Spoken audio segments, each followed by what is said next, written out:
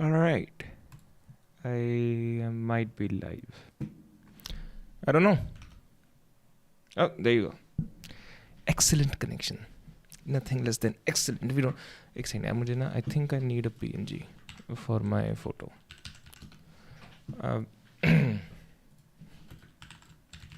Photo करो webcam face. Fuck you. There you go. Pinterest. Is this okay to download a photo like this? I don't think it's okay. But it's fine. Who gives a shit? I mean, free लिख देता हूँ. Let's see. Let's not do illegal shit on the stream. है ना? Anyways, I have something that to watch. मैं दिखाता हूँ क्या है मेरे पास. I saw this while browsing through YouTube. And I'll just put it up. Bollywood. Let's say I don't know who this person is. Nikita Thakur. पहली बार मैं ये video. But I just found it interesting. How Bollywood is turning Indian women into toxic feminists. Seems interesting. Let's see. उससे पहले I just need. ठीक है, I'll just download something whatever. Yeah. PNG. Fuck off. एक तो email देना पड़ता है इनको हर चीज़ के लिए.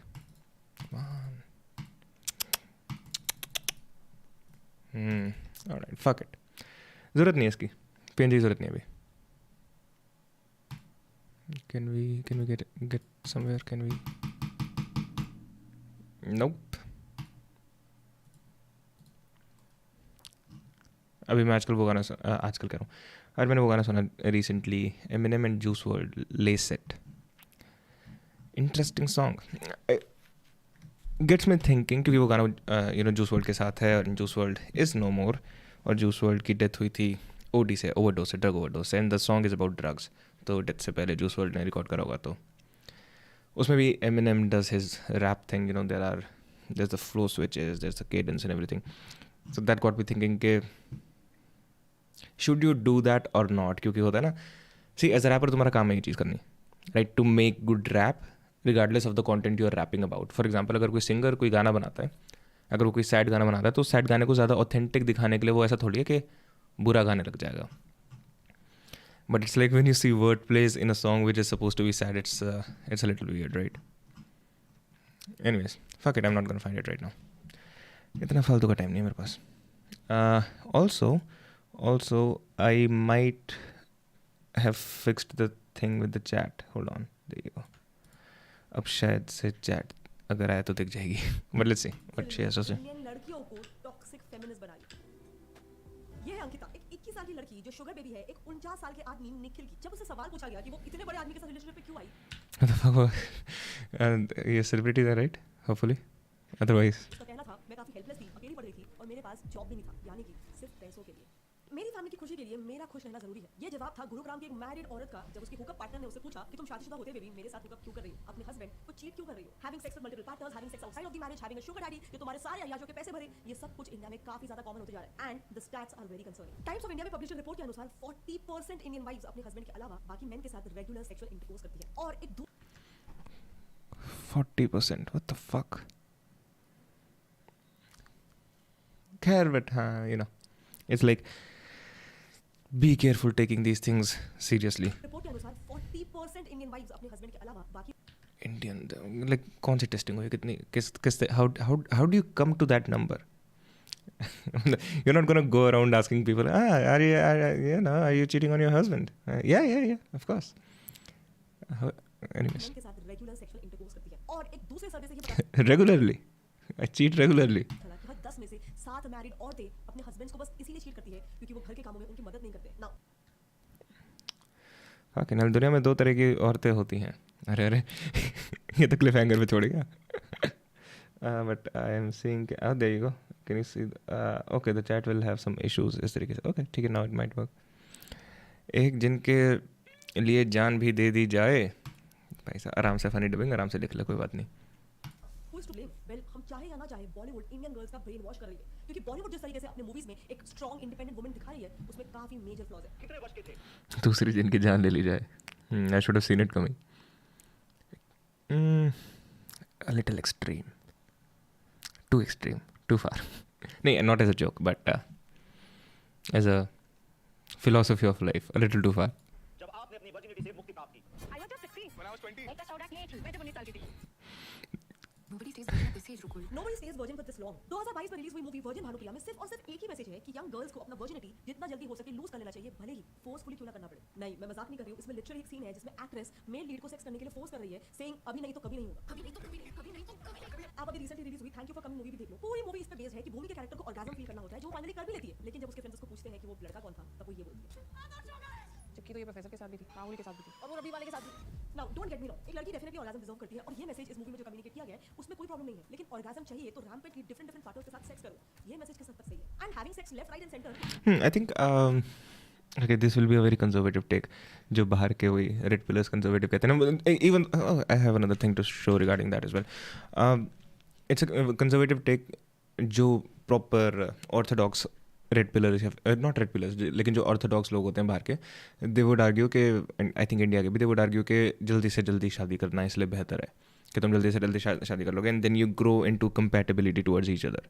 क्योंकि अगर तुम्हारी यंगर एज में शादी हो जाती है तो you are still flexible, but by the time you're 30 or 35 you're too rigid as a person to change your philosophy or personality for a different person. So I think that's the argument for the conservative orthodox side. तो again जैसे किसके बारे में बोल रहे हो, orgasm के बारे में बोल रहे हो ना, तो when you change you don't just change your mind, right, you change yourself as well. So sexually you change as well. So when you meet someone and the first time you have sex, it's going to be a little awkward, right? But when you've been with someone for 5 years, you're going to have a different synchronicity, for lack of a better term. So it's going to get better. So that would be the other side of the argument compared to, so these are the two options na, कि a girl is not satisfied, so या तो she keeps on finding different guys and trying it with different guys to see if she's sexually satisfied or not, or maybe she sticks with one guy and slowly they both work on it and reach a position where they can satisfy each other.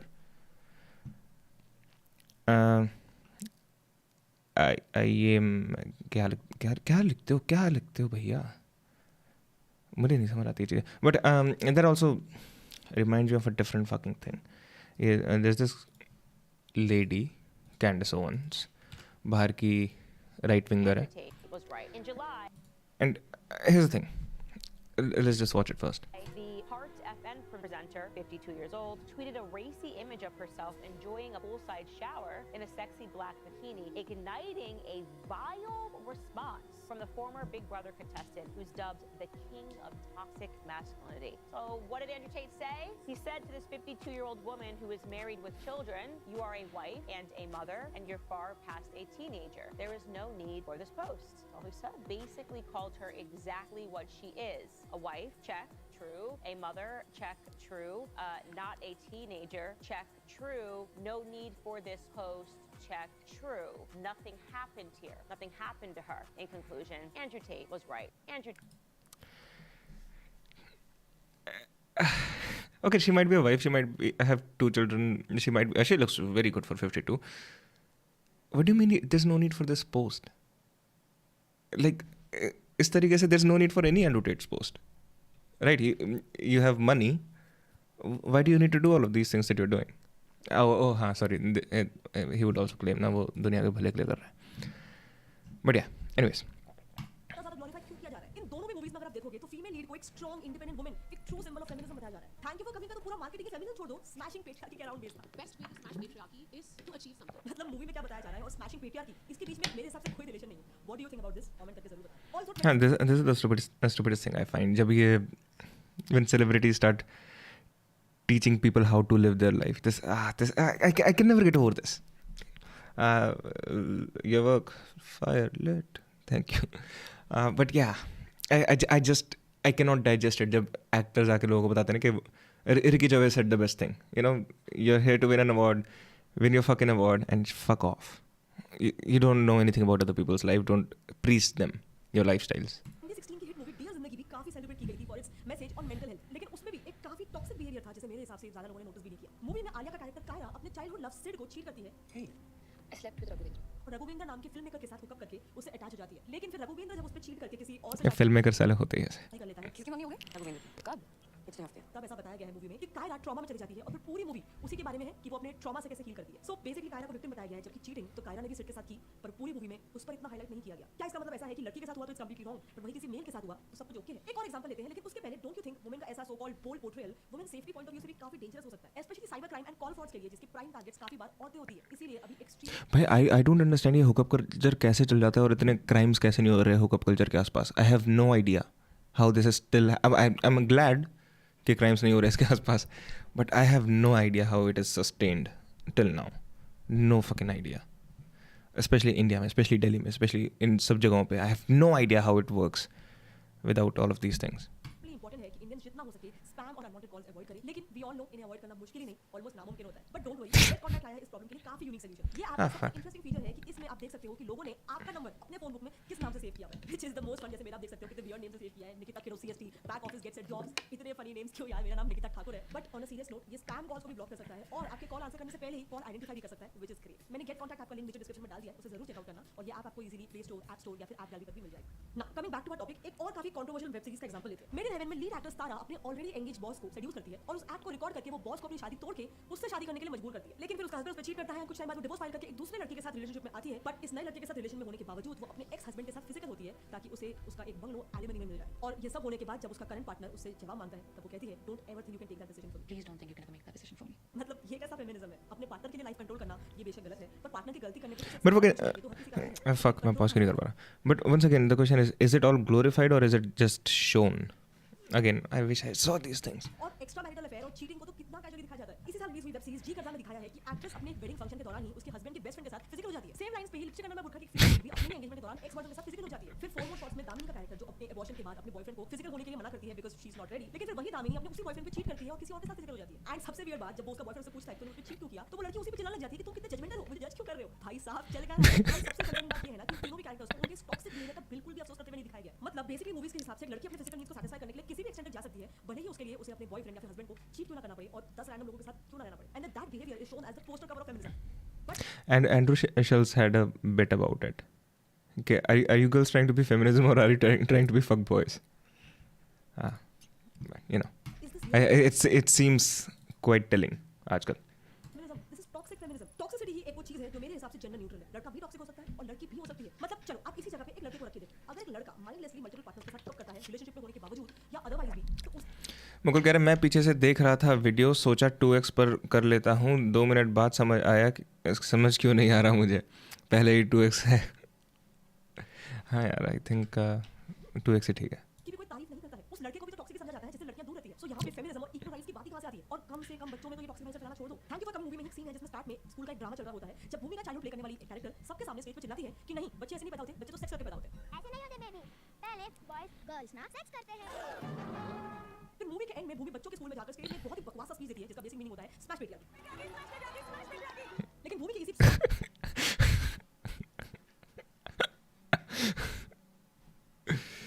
What is this film? Thank you for coming. 35% people like this film. Oh fuck, ये तो बहुत ही मतलब कतई लोगों ने destroy कर दी film. Who's the director? Karan.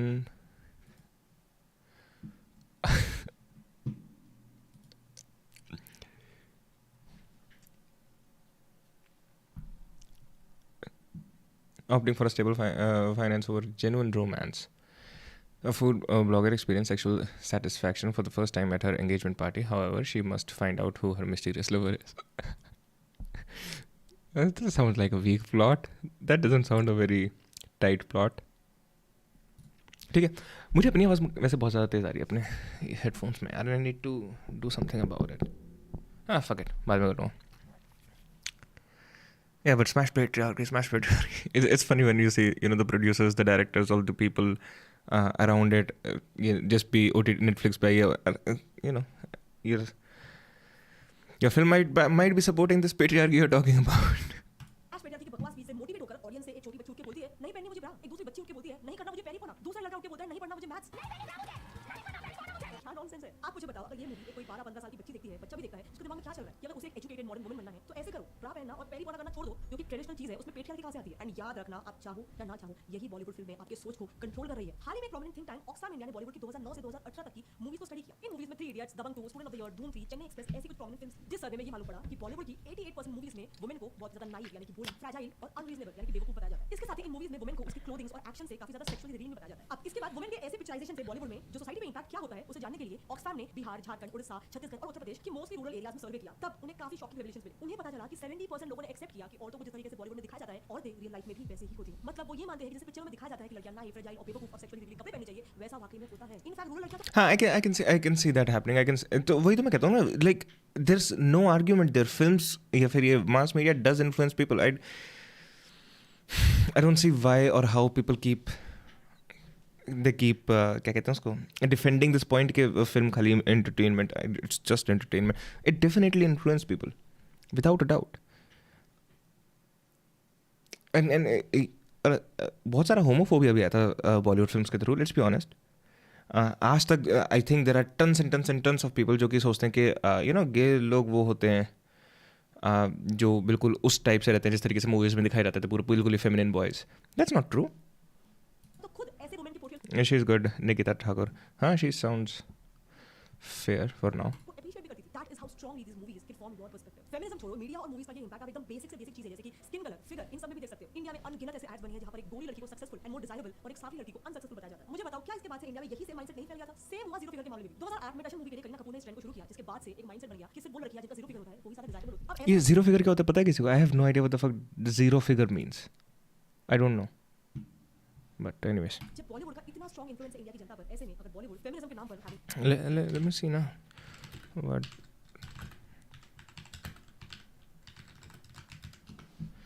Am I so stupid that I don't, मतलब सबको पता है ये बात. Am I the only one who's stupid? The size where the size of the bust is 32 inches, the size of the waist is 24 inches, and the size of the hips is 32 inches. Why is it called a zero figure then? Actually, technically. Okay, so 32, 24, 32 is supposed to be zero. Zero figures are always referred to a female body structure when the chest, stomach, hip size is 30, 22, 32. The fuck? अलग अलग लोगों ने. As a flat figure is termed as zero size. Why? Size 0 or 0 is a woman's clothing size. Okay, there you go. In the US catalog system, size 0 and 00 were invented due to the changing of clothing size over time, referred to as vanity sizing, which has caused the adoption of the lower numbers. Modern size 0 clothing depends on the brand and style. It fits measurements of chest, stomach, hips from 30, 22, 32 inches. Size 00 can be anywhere from 0.5 to 2 inches. Okay, it's just a fucking okay. ठीक है, what was this though? हाँ ठीक है, I don't care about it actually. sex with multiple partners, extramarital affairs, gold digging, इस सबको normalise करेगा. उसका impact society पे कितना सीवियर होगा? होगा क्या हो रहा है? आप रिसेंटली फेमस हुए कुछ फेमिनिस्ट मूवमेंट्स ले लो, फ्री द निपल्स या बर्न द ब्रा मूवमेंट. जब ये मूवमेंट फेमस हुआ था, कई आम लोग भी और सेलिब्रिटीज भी इस मूवमेंट को फॉलो करने लगे थे. So yes, I am. Flat is equal to zero size. No, I don't think that's ठीक है, तो जोक बना रहा ना. I hope so. Burn the bra kind of feminist. I'm a feminist, you know, honestly speaking. I could burn my bra any second. जैसे कि दीपिका मल्होत्रा जो burn the bra movement को सपोर्ट करने के लिए 3 दिनों तक लगातार बिना ब्रा पहने ऑफिस जा रही थी. फिर सोनाली चोपड़ा जो पहली फीमेल सेलिब्रिटी थी जिन्होंने बर्न द ब्रा मूवमेंट को लेकर इंस्टा पे फर्स्ट पोस्ट किया. और इसके अलावा मिट जाए हम सॉन्ग की सिंगर अनुष्का मंचंदा ने तो अपनी न्यूड पिक्स ही पोस्ट कर दी थी और निपल फ्री रहने को खुद का फंडामेंटल राइट बताया था. पर मेरे एक सिंपल से क्वेश्चन का जवाब दो, इनकी ब्रालेस होने से इन्हें इक्वालिटी कैसे मिल रही है? It literally makes zero sense and this is because burn the bra movement जैसे आपके सामने रखा गया है वो गलत है. इसका असली नाम बल्कि था फ्रीडम ट्रैश कैन मूवमेंट और उसके पीछे का रीजन एक कंप्लीटली डिफरेंट था. एक्चुअली 1950 के दौरान तक यूएस में वुमेन को स्कूल कॉलेजेस में एडमिशन नहीं मिलता था. वो खुद का घर भी नहीं खरीद सकती थी और फीमेल होने की वजह से उन्हें जॉब्स तक नहीं मिलता था. और गलती से मिल भी जाए तो जब वो प्रेग्नेंट हो जाती थी उसे फायर कर दिया जाता था. तो ऐसे ही कॉज के लिए कुछ 100 औरतों ने उस टाइम मिस अमेरिका पैजेंट का विरोध करने के लिए फ्रीडम ट्रैश कैन नाम पे प्रोटेस्ट शुरू कर दिया. इसमें उन औरतों ने खुद के मॉप्स, लिपस्टिक्स, हाई हील्स जैसे खुद की चीजें फेंकी थी जो यूजुअली वुमेन को स्टीरियोटाइप करती. फिर उन्हीं 100 औरतों में से एक औरत ने अपना खुद का ब्रा उतार कर उस ट्रैश कैन में डाल दिया. तो तब से कुछ लोगों ने इसे बर्न द ब्रा मूवमेंट बनाना शुरू कर दिया. इसका लिटरली ये नहीं था एक औरत. लड़की भी तो नहीं बनती. This literally makes zero sense and जितनी जल्दी आप ये समझो उतनी जल्दी आप अपने फ्रेंड्स को, अपने फैमिली को, अपने आप को बॉलीवुड के इस फ्लॉड कांसेप्ट ऑफ फेमिनिज्म से दूर रख पाओ. एंड ऑफ कोर्स जैसे हर चीज के दो पहलू होते हैं, बॉलीवुड ने ऐसी भी कई सारी कहानियां बनाई हैं जिस पर ट्रू फेमिनिज्म दिखाया है. इंग्लिश चक दे इंडिया, पिंक, थप्पड़, क्वीन, ये मेरे कुछ फेवरेट मूवीज थे जिनके फीमेल लीड्स काफी ज्यादा इंस्पायरिंग थे और एक सही मैसेज लोगों को दे रहे थे. इन मूवीज में जिस तरीके मुकुल, तेरी कभी किसी से बात हुई किसी फेमिनिस्ट से? I don't find any feminists around me, any hardcore feminists like these. I doubt ये जो बॉलीवुड लेडीज आगे कहते हैं ना कि हाँ आई एम अ फेमिनिस्ट ये वो, और मतलब जितना हम एक्सट्रीम अपने आप को दिखाते हैं, आई हाईली डाउट कि उतना एक्सट्रीमली ये सारी चीज़ें फॉलो करती हैं. I cannot find anyone in real life who's like this far in the feminist पूरे उसमें. I cannot find anyone like that. तरीके से औरतों को एम्पावर होते हुए बताया है, वो मेरे हिसाब से एक ट्रू आइडिया ऑफ फेमिनिज्म. आपका इसके बारे में क्या ख्याल है? क्या बॉलीवुड की कई सारी फिल्में out and out toxic feminism promote करती है? एंड आपको पर्सनली कौन सी मूवीज, कौन सा सीन या कौन सा डायलॉग पर्सनली गलत लगता है? नीचे कमेंट करके जरूर बताना. Also since you are speaking about Bollywood, मेरे क्वेश्चन का जरा जवाब देना. राखी सावंत, उर्फी जावेद और अभी का लेटेस्ट ऑरी, इनका काम क्या है? इनकी लेटेस्ट मूवी या सॉन्ग कब रिलीज हुआ था? नहीं बताना, मुझे भी नहीं. लेकिन आप अभी अपना इंस्टाग्राम खोलो, आपके फीड पे इनके हजारों वीडियोस आ जाएंगे. कैसे? इंडिया का फेक पापराजी कल्चर. सीधे शब्दों में बोलूं तो इनके अच्छा, okay, she's promoting this video of hers. Okay. Pictures आपके फोन में इसीलिए आते हैं कि कई सारे सेलिब्रिटीज अपनी एक पिक्चर खिंचवाने के लिए 50,000 रुपए तक देते हैं. यस, पापराजी की पूरी इंडस्ट्री है जिसमें ये काम कैसे करते हैं, कितने पैसे बनाते हैं, बेसिकली पूरी इंडस्ट्री कैसे काम करती है, बहुत इंटरेस्टिंग है. इसका हमने डिटेल वीडियो बना रखा है, अगर आप वो देखना चाहते हो तो अगर देख सकते हैं. और हाँ, जाने से पहले गेट कॉन्टैक्ट एप्लीकेशन पर डाउनलोड नंबर ये What do we get if we just search for feminism in India? Like, there's definitely requirement for feminism अभी भी इंडिया में काफ़ी ज़्यादा, without a doubt. लेकिन not in the way ये जो बॉलीवुड क्वींस कर रही होती हैं. That's for sure. किसी को पता है एक if anyone knows, I would love to know.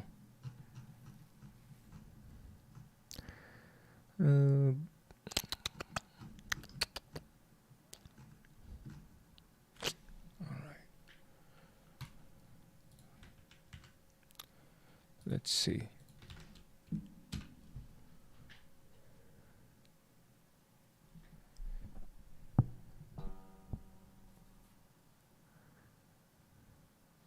Let's see. Hi there. Welcome back to our series. In this video, we'll delve deeper into the importance of maintaining anonymity when reporting sensitive issues. We know that the word anonymity simply means the state of being unknown.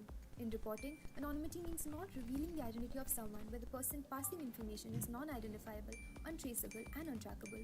Media, as we know, has the power to bring to light social injustices and bring about social changes in society. It acts as a platform for the voices of people when their voices are taken away. Many girls have complained of sexual harassment against him, and yet no action is being taken by the government. As powerful as the media is in informing, educating, and uplifting the society, it is also flooded with misinformation. This rise in misinformation has led researchers to state that we are currently living in a misinformation society. A Reuters survey also backed this statement as it showed that citizens globally are concerned about the growing incidences of misinformation. Therefore, it is important for the media to take into account basic ethical and safety principles. Okay, I was trying to find what is the major feminism. Weren't you guys just talking about anonymity? But huh.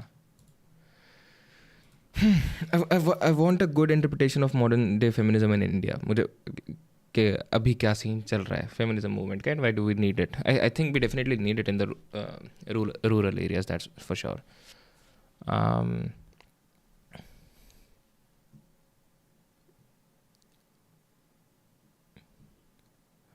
Abortion in India. Okay, so that's a big thing. Abortion is another big complicated topic. Let's see what they have to say about it. Fuck, padenge. September 28 is the Global Day of Action for Access to Safe and Legal Abortion. Okay.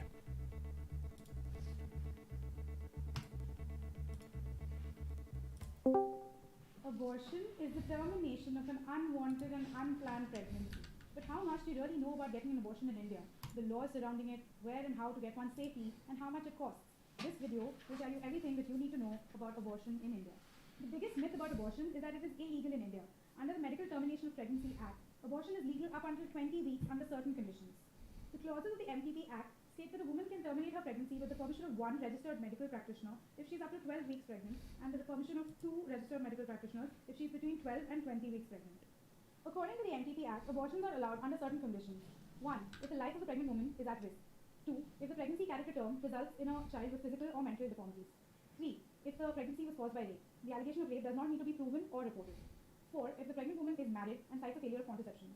And 5. If the medical practitioner determines that continuation of the pregnancy would affect the physical or mental health of the pregnant woman. Most importantly, the practitioner determines that continuation of the pregnancy would affect the Yeah, I think 1 or 5 ज़बरदस्ती अलग-अलग point बना रखे हैं. You can make them at one.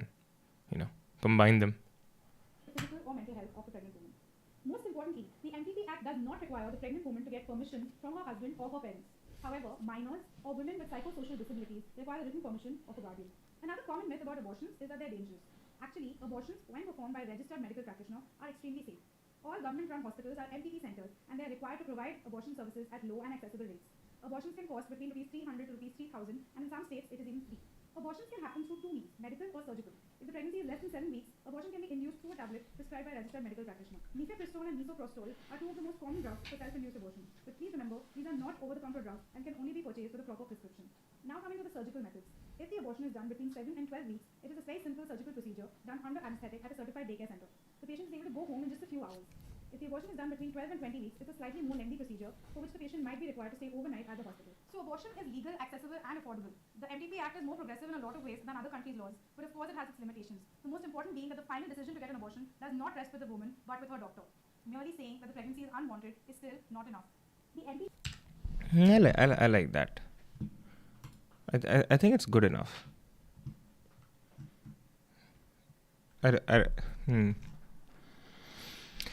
Still cannot find any.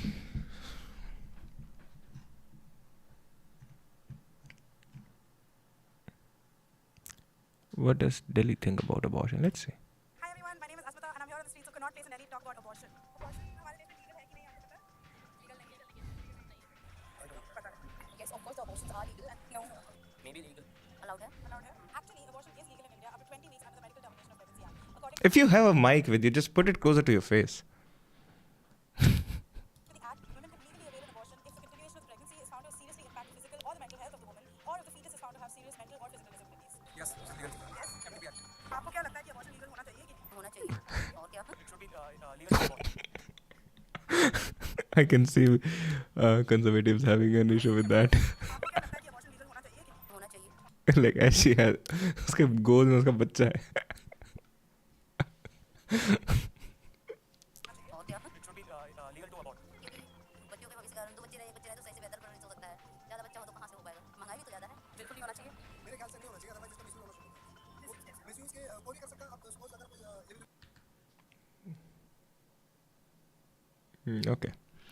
See, this is not nice. मतलब you're taking interviews of a person. Why do you troll him like that? मतलब मैं तो video पे रिएक्ट कर रहा हूँ ना, मैं ट्रोल कर सकता हूँ. वहाँ पर कुछ ऐसी situation create होती है तो वो सब उसका अच्छा, like every woman like who doesn't have sex, people have sex, and it's okay if they are getting into क्या why are they trolling their people?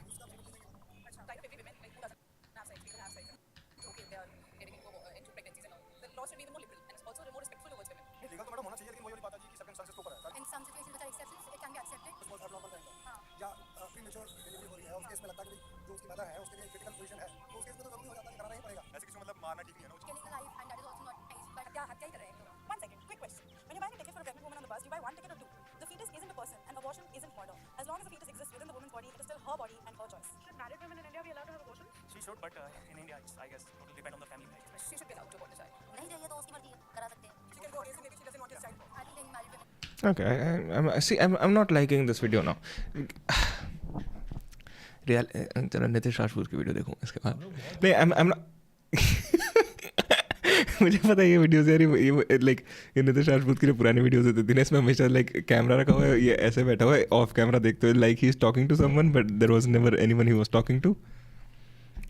मैंने हमेशा I just find that funny. नहीं, I am not liking this video because ठीक है, it's a street interview. ठीक है, तुम लोगों के इंटरव्यूज ले रहे हो बट बीच बीच में you just putting in your points जो कि तुम्हारे thought out points, not even तुम्हारे थॉट आउट पॉइंट्स है, जो कि your side of the debate argument जहाँ से आता है तुम्हारी साइड से, तुम उनके एक दो पॉइंट्स बीच बीच में डाल रहे हो. तो it's like it's very you're not even giving the other side of the opinion a chance, and I find that weird क्योंकि I can imagine अगर मैं पूरे दिन यही देख रहा हूँ तो well you know it becomes the entire reality. And if I just see this, जैसे you know there was this thing जो बीच में आके अपना वो एक पॉइंट मार दिया था from your side of the argument.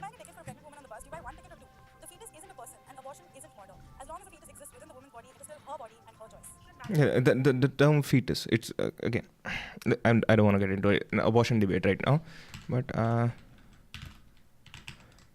किसी को नींद आ गई भाई? प्रीत को. क्यों भाई? abortion तो लग रहा है कि it's an offspring of a human or other mammal in stages of so again fetus is basically fuck it doesn't matter right now.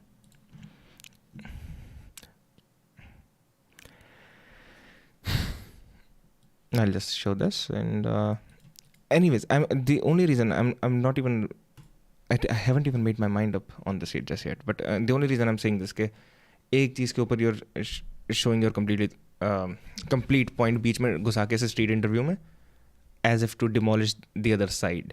लेकिन जो बंदा सर तुम्हारी वीडियो देख रहा है, तुम्हारी जैसे वीडियोस देखता है, खाली तुम्हारे वीडियोस के जैसे वीडियोस, तुम्हारे जैसे क्रिएटर्स की वीडियोस, इट्स लाइक उन लोगों के लिए all of a sudden oh shit, जब मैं टिकट लेती है एक प्रेग्नेंट औरत वो तो एक ही टिकट लेती है, fuck, I never thought of it like that. Anyways, Should women in India be allowed to have abortion? She should, but in India, it's, I guess, it will depend on the family management. She should be allowed to abort the child. नहीं चाहिए तो उसकी मर्जी है, करा सकते हैं. anyways, I'm done with this. Is there another? Yeah, there it is. Pregnancy. Maybe that's why it's called unplanned. The fact of the matter is that unplanned pregnancies can and do happen. Instead of shaming people who had them, don't you think we should just make it easier for people to deal with it? Should unmarried women in India be allowed to have abortions? Should be allowed. She should also be allowed to go for an abortion. Definitely, if she don't want to have the child. If she wants to have the child, her choice. But if she don't want to have the child, no, it's okay. ये तो गलत बात है. हाँ. अब ये तो गलत ही है. Totally depend on the woman's Anyway, Nitish Rajput, the reality of a woman in India. Okay, it's 2 years old. This man has guts to show a true mirror to society. Hats off. अच्छा, इस पे आने से पहले I also want to read some comments here. I lost it when she asked if a pregnant woman buy 2 tickets in the bus. To my knowledge, based on the instances I've seen, while carrying a baby, the man or woman need not buy a ticket for the baby. That happens. Use protection. A wise man. Cat protection does not work 100% of the times, right? I think abortion of pregnancy happened through... the comments here are better than I expected. By the way. No, they're not better. Like, मैंने दो बोले, दूसरा is not really better than what I expected. I think abortion of a pregnancy happened through consensual sex should be an option till a particular age. For example, till 27, brains are still developing. What, till 27 weeks, I think. Brains are still developing. And as we know, Indian education doesn't have sex education or family planning. So there is a high chance of a girl getting pregnant and regretting it later. By the way, America does have sex education, right? उनके साथ ऐसी चीज़ें बहुत ज़्यादा होती हैं. If we don't give her a chance to abort, she might have to use illegal ways to get an abortion, which can cause complications or even death. Fair enough. I'm just spitballing here. There should be proper talks on this, of course. And again, the last point, there should be proper talks on this. This is what this video is lacking, a proper talk. Let's see what Nitish Rajput has to say. हो जाते हैं कि हम लोग चांद पे पहुंच गए हैं, लेकिन क्या फायदा उस चीज़ का जब 6 बजे के बाद हम लोग अपने घरों से लड़कियों को बाहर नहीं भेज सकते. भले लड़की प्लेन चलाती है और फाइटर जेट तक क्यों ना चलाती है.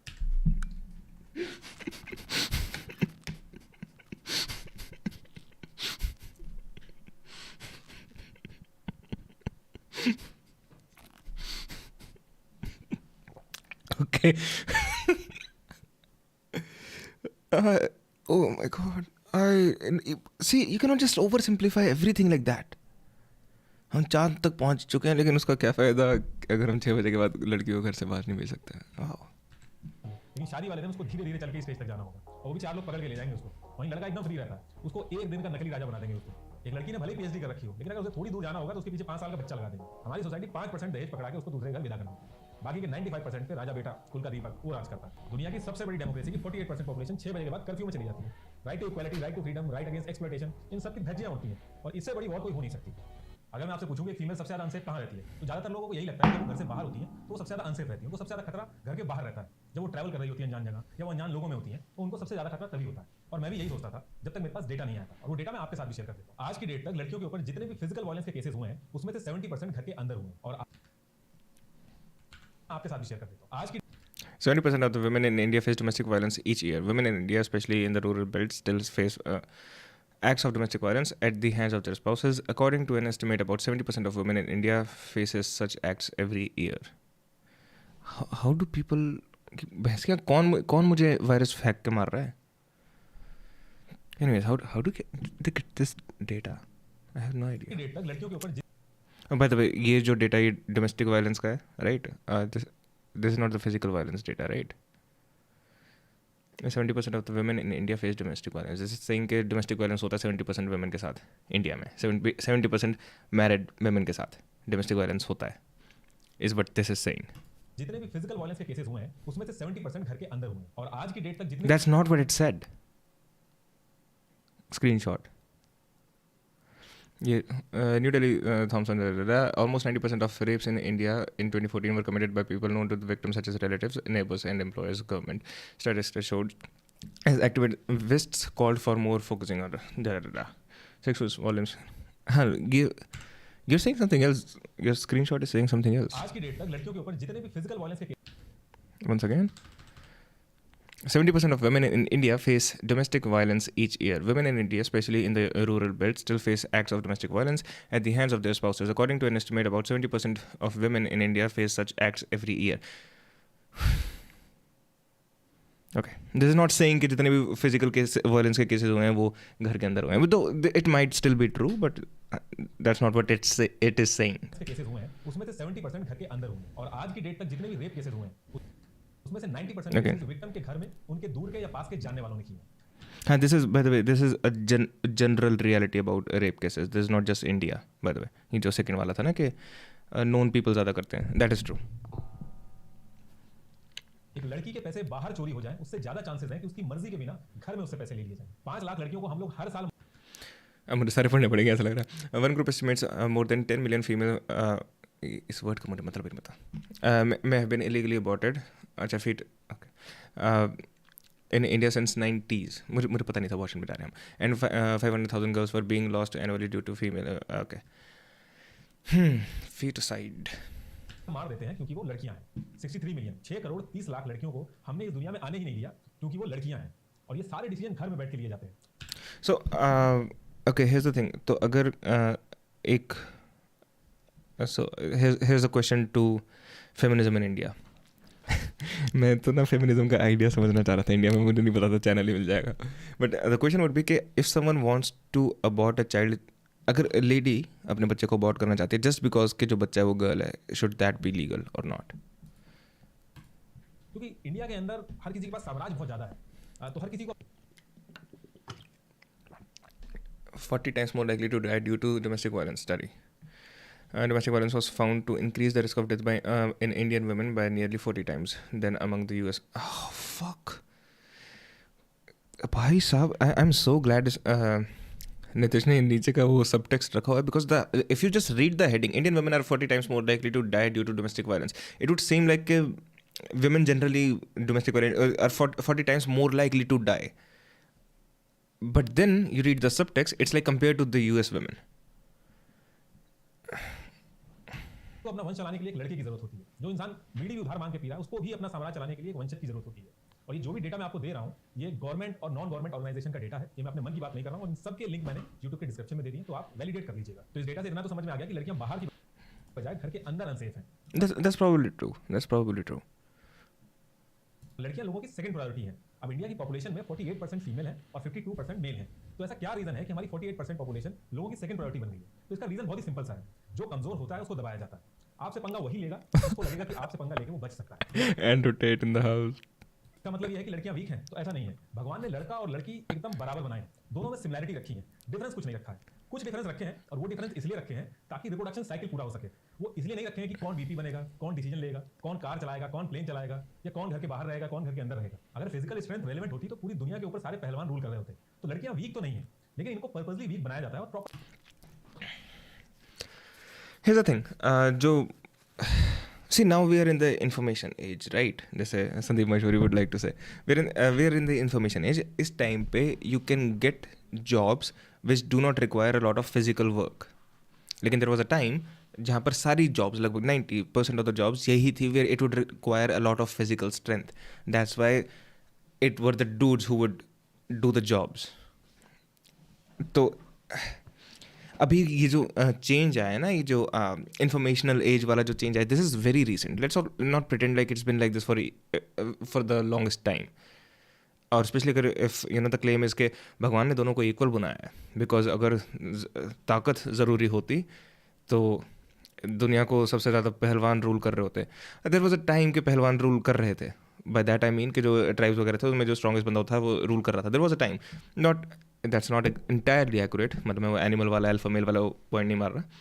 It was definitely different but that's a very stupid argument कि भगवान ने इक्वल बनाया क्योंकि अगर फिजिकल स्ट्रेंथ इतनी ज़रूरी होती तो दुनिया को खाली पहलवान रूल कर रहे होते. Physical strength is of course it's important in different things, but हाँ, we need to understand and we need to appreciate the fact कि अब हम इंफॉर्मेशन एज में आ चुके हैं जो इन चीज़ों को थोड़ा सा इक्वल कर देती है. व्हाट्सअप अनंत तो मंडोल, यार मैं पढ़ नहीं पाता, सॉरी, मैं अनपढ़ हूँ. बट हाँ, so we need to understand and appreciate the fact के इन्फॉर्मेशन एज ने इन सब चीज़ों को थोड़ा सा न्यूट्रलाइज कर दिया है, right. Let's not just completely be like हाँ इक्वल बनाया था शुरू से अब तक ऐसे ही है. इट्स देयर वर डिफरेंसेस, और फिजिकल डिफरेंसेस का एडवांटेज बहुत ज़्यादा मैन को रहा है शुरू से. और प्लानिंग के तहत वीक बनाया जाता है और इसकी ट्रेनिंग बचपन से ही स्टार्ट हो जाती है. जैसे ही बच्चा होता है, अगर लड़की होती है तो बारबी डॉल, घर घर सारे केयरिंग और कॉपरेटिव गेम दिए जाते हैं, और लड़का होता है तो उसे गन पकड़ा दी जाती है, कार रेसिंग, सुपरमैन, सारे अग्रेसिव और कॉम्पिटिटिव गेम दिए जाते हैं. ये बच्चों की चॉइस नहीं होती है, ये उनकी चॉइस बनाई जाती है. लड़कियों की तरह भाग रहा है, लड़कियों की तरह कपड़े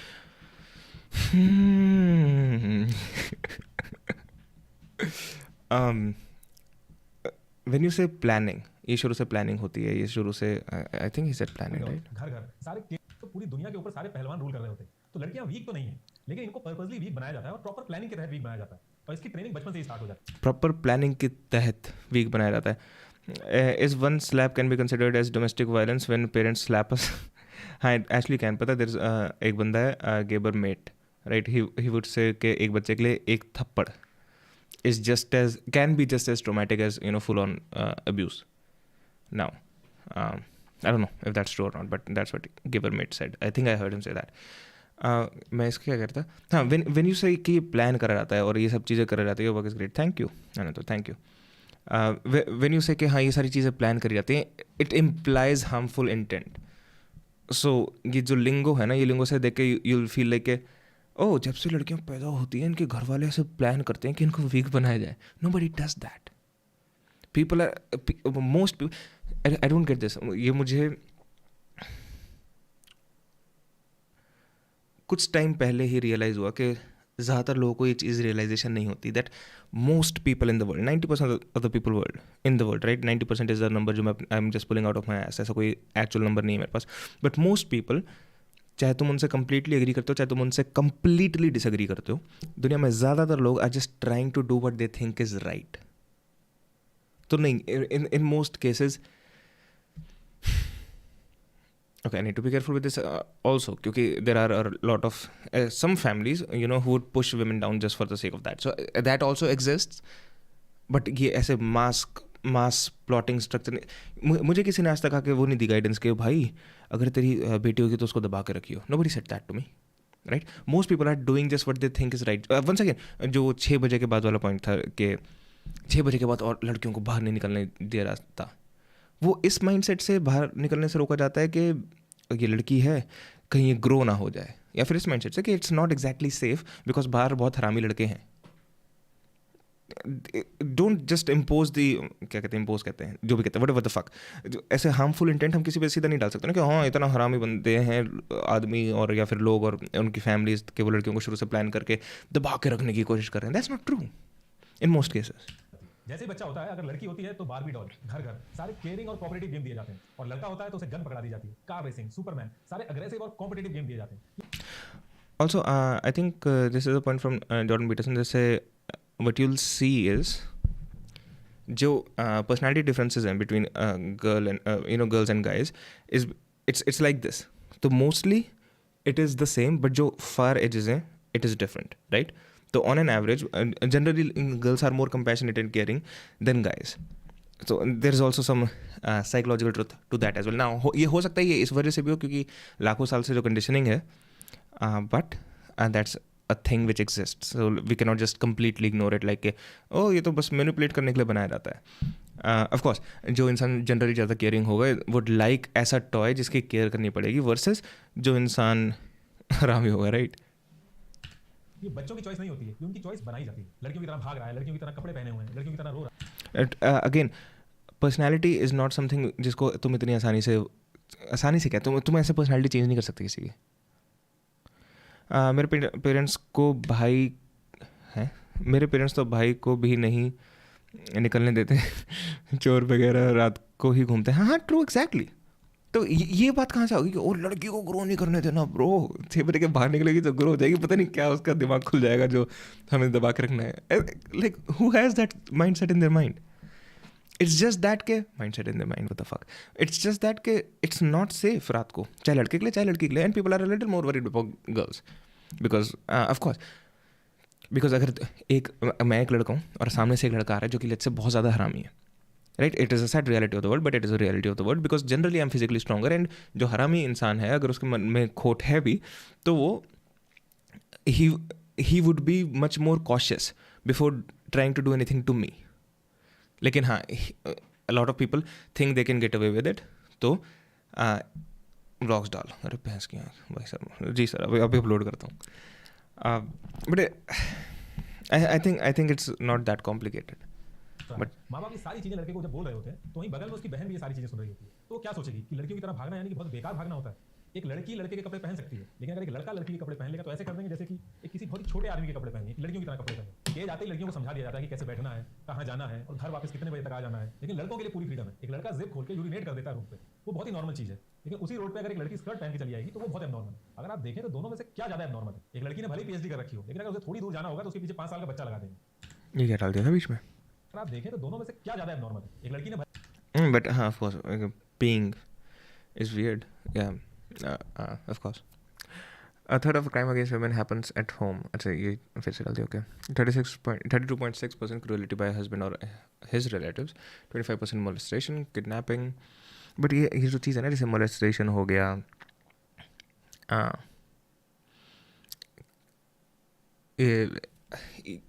molestation, I think even rapes or definitely sexual harassment, ये लड़कों के साथ भी होती है, तो इट्स फ्रॉम होम. ऐसा नहीं है कि लड़कियों के लिए स्पेशली घर से अलग ऑर्डर आ रहा है. भले पीएचडी कर रखी हो, लेकिन अगर उसे थोड़ी दूर जाना होगा तो उसके पीछे 5 साल का बच्चा लगा देंगे.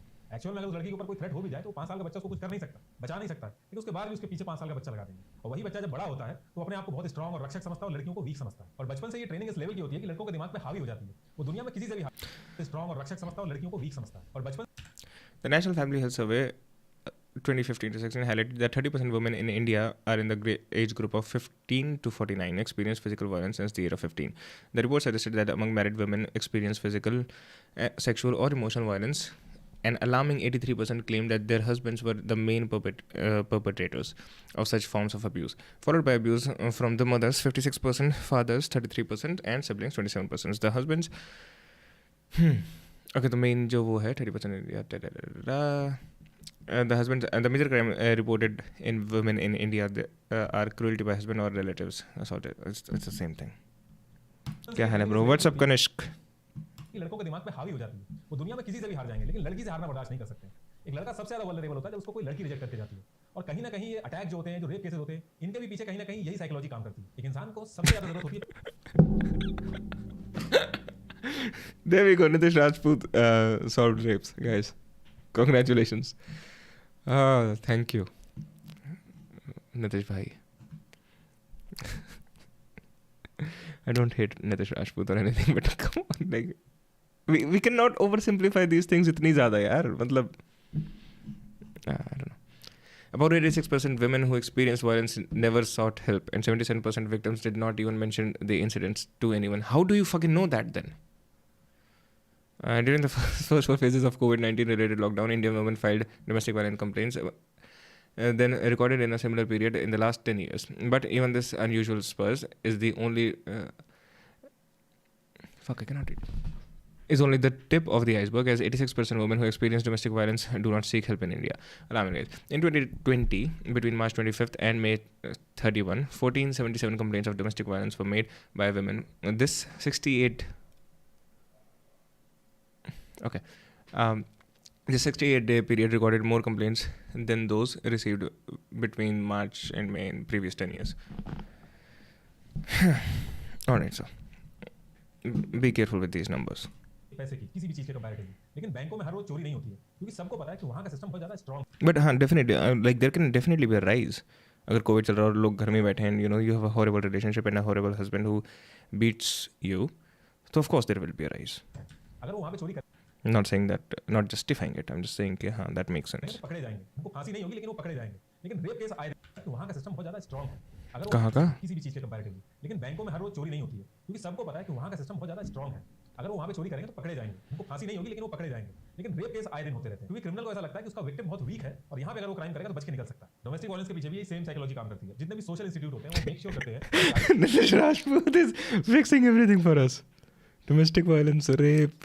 इससे पहले ही किसी ना किसी रस्मों रिवाज से ये चीज दिमाग में बैठ जाए कि लड़की लड़के से वीक होती है। और ये मैं सिर्फ एक रिलीजन की बात नहीं कर रहा हूँ, आप कोई भी रिलीजन उठा के देखेंगे सब में है ये। भले ही लड़की प्लेन चलाती हो और फाइटर जेट तक क्यों ना चलाती हो, लेकिन शादी वाले दिन उसको धीरे धीरे चल के स्टेज तक जाना होगा और वो भी 4 लोग पकड़ के ले जाएंगे उसको। वहीं लड़का एकदम फ्री रहता है, उसको एक दिन का नकली राजा बना देंगे उसके, और उस एक दिन का नकली राजा बनने के लिए कई टाइम तक ईएमआई जमा करता है। और इनके नाम भी बहुत सोच समझ के दिए जाते हैं, स्वामी, खामीन, शौहर, पति, हस्बैंड, करोड़पति यानी करोड़ों का मालिक, तो पहले से इसको मालिक बोल दे रहे हैं। तो इस छोटी छोटी चीजों से अनसेड कम्युनिकेशन में बताया जाता है कि कौन मालिक है और कौन नौकर है। हमारी सोसाइटी मेक श्योर करती है कि लड़की This is horrible way of looking at things, man. के हाथ में कुछ हो ही नहीं। एक सिंपल सा कम्युनिकेशन में बताया जाता है कि कौन मालिक है और कौन नौकर है। Women who own property face a lower risk of domestic violence. इस बीच बीच में रैंडम ये कहाँ से मतलब हमारी सोसाइटी मेक श्योर करती है कि लड़कियों के हाथ में कुछ हो ही नहीं। एक सिंपल सा लॉजिक है कि एक इंसान के 2 बच्चे हैं, जो भी उसकी प्रॉपर्टी है वो दोनों में हाफ हाफ होनी चाहिए। हमारा कॉन्स्टिट्यूशन तो यही कहता है, लेकिन हमारी सोसाइटी नहीं कहती है। हमारी सोसाइटी 5% दहेज पकड़ा के उसको दूसरे घर विदा कर देती है। बाकी के 95% पे राजा बेटा कुल का दीपक वो राज करता है, और वो 5% भी कहने के लिए उस लड़की का होता है। अगर वो उस पैसे से कोई ट्रैवल करना चाहे या कोई कोर्स करना चाहे या कोई कार खरीदना चाहे तो कर नहीं सकती। वो एक्चुअल में पैसा तो उसी का है, लेकिन उस पैसे का करना क्या है वो हम बताएंगे। और रही बात एजुकेशन की, parents prefer to private school for boys, government for girls. Do they? That's weird. According to the report, among 4-5-year-old children, 56.8% girls and 50. But I'm not sure. I'm not liking this video either. I guess I'll watch this after that. तो पहली चीज तो अगर माँ बाप के पास एक को पढ़ाने का पैसा है तो वो लड़के को ही पढ़ाएंगे, भले लड़की कितनी भी टैलेंटेड हो। और इन केस लड़की को पढ़ा भी दिया तो उनको भ्रम हो जाता है कि हमने तो लड़की की एजुकेशन करा दी, वो कहीं भी मात नहीं खाएगी। और जब उसके हाथ में ही कुछ नहीं है तो चाहे आप कितनी भी एजुकेशन करा लीजिए वो तो मात ही खाएगी। मायके में उन्हें पराए घर जाना है और ससुराल में तो पराए घर से आएंगे, तो उनका एक्चुअल घर कौन सा होता है ये तो आज भी एक रहस्य है। और आप घर के बाहर अगर नेम प्लेट भी देखेंगे तो कभी भी घर की बहुओं का नाम नहीं लिखा होता, ताकि उनको पता रहे जब वो घर के अंदर आए तो ये घर किसका है। और गलती से अगर लड़की अपने पैसों से घर खरीद ले या माँ बाप के लिए कुछ कर दे तो उसका क्रेडिट भी लड़कों को दे देते हैं कि भैया हमें तो लड़की नहीं, हमें तो भगवान ने लड़का दिया, उसका क्रेडिट भी उसको नहीं मिलता। 3 में से 1 औरत डोमेस्टिक वायलेंस का शिकार होती है। और अगर आप नोटिस करेंगे तो दुनिया में कोई भी वायलेंस करता है तो सिर्फ और सिर्फ कंट्रोल पाने के लिए करता है। और सेम ये चीज यहाँ भी होती है, फाइनेंशियली तो उनको वीक कर दिया जाता है और उन पर कंट्रोल पाने के लिए उन पर वायलेंस होता है। अब ये वायलेंस अलग अलग तरीके से होते हैं, हर घर के हिसाब से अलग होता है। कहीं पे फिजिकल वायलेंस होता है, कहीं पे फाइनेंशियल वायलेंस होता है, कहीं पे मेंटली हरास किया जाता है, तो हर घर के हिसाब से अलग होता है। लेकिन ये बहुत ही स्ट्रक्चर्ड वे में किया जाता है। डोमेस्टिक वायलेंस एक साइकिल की तरह काम करता है, कुछ महीने नॉर्मल लाइफ चलेगी, फिर डोमेस्टिक वायलेंस होगा, फिर Also, I think I'm also coming from a very privileged side. Okay, I didn't see any of that in my lifetime. तो मे बी मेरा जो विजन है इसको लेके काफ़ी डिस्टॉर्टेड भी है, but I am just focusing on the numbers इन सब चीज़ों पे. It's not a very well written video about a topic जिसमें मेरे ख्याल से you should write a well thought of argument. Manipulation होगा, फिर कुछ महीने नॉर्मल लाइफ चलेगी, फिर डोमेस्टिक वायलेंस होगा और फिर मैनिपुलेशन होगा. और इस मैनिपुलेशन में आपको समझाया जाएगा कि कई बार में तो ये बोला जाएगा कि आपकी भलाई के लिए किया जा रहा है. और कुछ लोग मेल एग्रेशन भी इसके पीछे रीजन बताएंगे आपको, जबकि मेल एग्रेशन नाम की कोई चीज नहीं होती. महात्मा गांधी, डॉक्टर भीमराव अंबेडकर, स्वामी विवेकानंद, इनसे बड़ा कोई मर्द नहीं था, लेकिन इन्होंने अपनी लाइफ में कभी भी एग्रेशन नहीं दिखाया. और Male violence is not genetically based. It is perpetuated by a model of masculinity that permits and even encourages men to be aggressive. It is up to us as individuals, communities, communities and as society to change these gender norms so that violence against women. That's just not true. Okay, male violence नाम की कोई चीज़ नहीं होती, but males are generally more aggressive, they are generally stronger, which will lead to violence. दुनिया में हर जो issue है ना वो हमारा सोसाइटल क्रिएशन नहीं है. There are issues that are deeper than that. Aggression अगर एग्जिस्ट करता भी तो हर जगह सेम रहता. एक आदमी फीमेल बॉस से गाली खाता है, वहां हाथ नहीं उठाता. फीमेल कलीग नहीं एग्रेशन अगर एग्जिस्ट करता भी तो हर जगह सेम रहता. That's not true.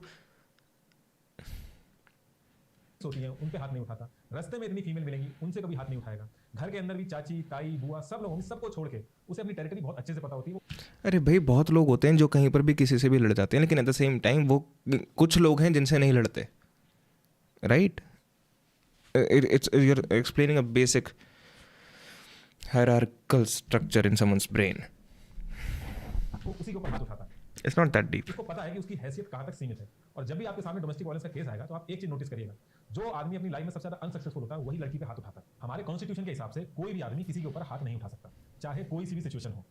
I think police उठा सकती है लोगों पे.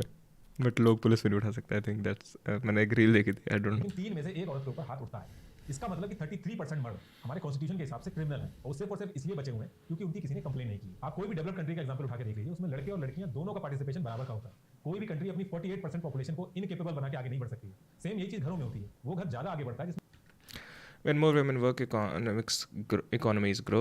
Women of course, मेल और yes. फीमेल दोनों केपेबल होते हैं. जब हम लोग गुलाम थे तो ब्रिटिशर्स हम लोगों को जहर खिला खिला के नहीं मार रहे थे. वो लोग भी यही कर रहे थे. हमें इक्वल नहीं समझ रहे थे, हमारे अधिकार छीन रहे थे, हमारा एक्सप्लॉयटेशन कर रहे थे. और इस चीज के लिए हमने कितनी बड़ी बड़ी लड़ाइयां लड़ी. और जब वो आजादी हमें मिली तो हमने अपनी 48% पॉपुलेशन के साथ भी वही किया जो हमारे साथ होता है. Come on.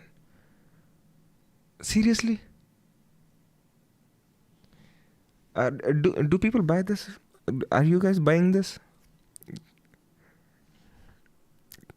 दो तरीके की वीडियो बना सकते हैं. एक हो सकती है इमोशनल वीडियो जिसमें you want to make emotional, you want to make a creative emotional video जिसमें तुम चीज़ों को एम्फेसाइज करोगे, चीज़ों को एग्जैजरेट करोगे, ये सब करोगे. It's more of a poetry from your side. एक हो सकता है you are making a very factual reporting type video. This is more emotional video than the factual video. हमारे But it's recorded and presented as a factual video. Constitution के हिसाब से एक मर्द और एक औरत बराबर है, लेकिन हमारी सोसाइटी के हिसाब से नहीं है. अब सोसाइटी या तो कॉन्स्टिट्यूशन चेंज करा ले या फिर ये बात मान ले कि जो वो कर रही Equal protection of law has been given. Yes. हम लोग बहुत जल्दी खुश हो जाते हैं कि हम लोग चांद पे पहुंच गए हैं. लेकिन क्या फायदा उस चीज का जब 6 बजे के बाद हम लोग अपने घरों से लड़कियों को बाहर नहीं भेज सकते. अब 6 बजे के बाद अगर वो बाहर जाती है तो उसका रिस्क है और गलती भी उसी की है, क्योंकि बाहर जो लड़का है वो तो बेचारा अपना काम कर रहा है. गलती तो सिर्फ लड़की की है. भरी बस में एक सिर्फ कंधा टच होने से अगर जिसको मजा आ जाए वो इंसान है क्या? दुनिया की सबसे बड़ी That's a fair argument. But okay, इंसान नहीं है तो what would you make that person? But हाँ, आई डोंट थिंक लोगों के माइंड में ये भी होता है कि भाई अच्छा बंदा है वो तो बाहर पर अपना काम कर रहा है, किसी ने अगर लड़की छेड़ दिया फिर कुछ गलत करा तो नहीं. भाई 2 साल पहले इतना अलग थोड़ी था हमारा देश. डेमोक्रेसी की 48% पॉपुलेशन 6 बजे के बाद कर्फ्यू में चली जाती है. Right to equality, right to जब ये सारे घटिया चीज़ें हुई हैं हमारी कंट्री में, लोगों ने आवाज़ उठाई है ना. ऐसा थोड़ी है कि people have been guys will be guys. That's not true.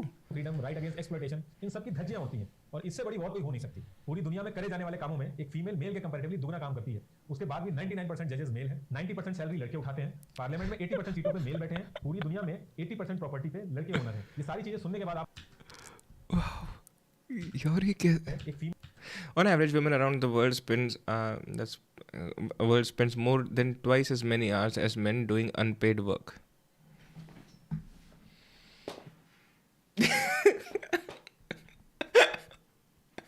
Oh my God! Come on, man. All right.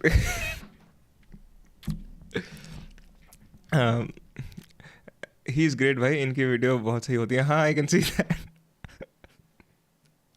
Hold on. Let me just play this again. Right against exploitation, इन सब की धज्जियां पहले सुनना फिर देखने का काम करेंगे. होती हैं और इससे बड़ी और कोई हो नहीं सकती. पूरी दुनिया में करे जाने वाले कामों में एक फीमेल मेल के कंपैरेटिवली दुगना काम करती है. पूरी दुनिया में करे जाने वाले कामों में दुनिया में जितने काम हो सकते हैं, दैट मीन्स एक फीमेल मेल के कंपैरेटिवली दुगना काम करती है. That's what he just said. Let's watch the screenshot. इससे बड़ी और कोई हो नहीं सकती. पूरी दुनिया On average, women around the world spend more than twice as many hours as men doing unpaid work.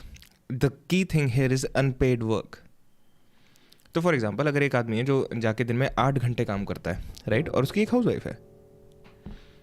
अब हाउस वाइफ ऑब्वियसली घर के काम तो कर रही है, but she is not getting paid for that work. And generally अगर family में एक इंसान है कमाने वाला और वो कमाने वाला जो इंसान है वो आदमी है, विदाउट अ डाउट जो उसकी वाइफ है जो कि एक हाउस वाइफ है वो बहुत ज़्यादा काम कर रही है, एंड वो सारा वर्क अनपेड वर्क में गिना जाएगा because she is not employed by someone. It doesn't mean कि उसका काम इंपॉर्टेंट नहीं है, इट डजंट मीन कि वो काम ज़्यादा नहीं कर रही, but what he just said was कि दुनिया में होने वाले कामों में से दुगना काम करती है. That's not what this thing said. ये स्क्रीनशॉट कुछ और ही कह रहा है. Screenshot is talking about unpaid work. Especially India, there are a lot of women who are not employed somewhere, who are doing household duties, right? It's very important to do, but that would be considered unpaid work, or वो time calculate होगा तो obviously it's a massive misrepresentation of this little thing. I'm sure हो सकता है. Okay, let me be charitable about the interpretation. क्या नाम है? Fuck, इतनी आसानी से नहीं मिलने वाला ये link.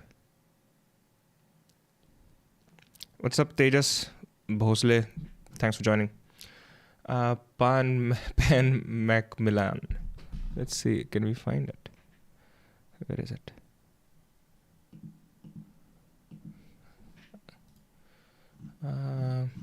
But you guys get what I'm saying, right? I hope you guys are getting what I'm saying. Because he's not saying what he's showing. And I'm not, मैं ये नहीं कह रहा कि कोई इंटेंशन है कुछ गलत चीज़ की या फिर मिस इन्फॉर्मेशन की इंटेंशन है कोई. हो सकता है इस पूरे आर्टिकल में there are the things what he is saying but not in the screenshot. दुनिया में करे जाने वाले कामों में एक फीमेल मेल के कंपैरेटिवली दुगना काम करती है. उसके बाद भी पहली बात तो even if that was true, ठीक है, उसके बाद भी दिस डजंट मेक सेंस. जो अगला आर्गुमेंट इससे जोड़ रहा है, दिस इज कंप्लीटली फ्लॉड.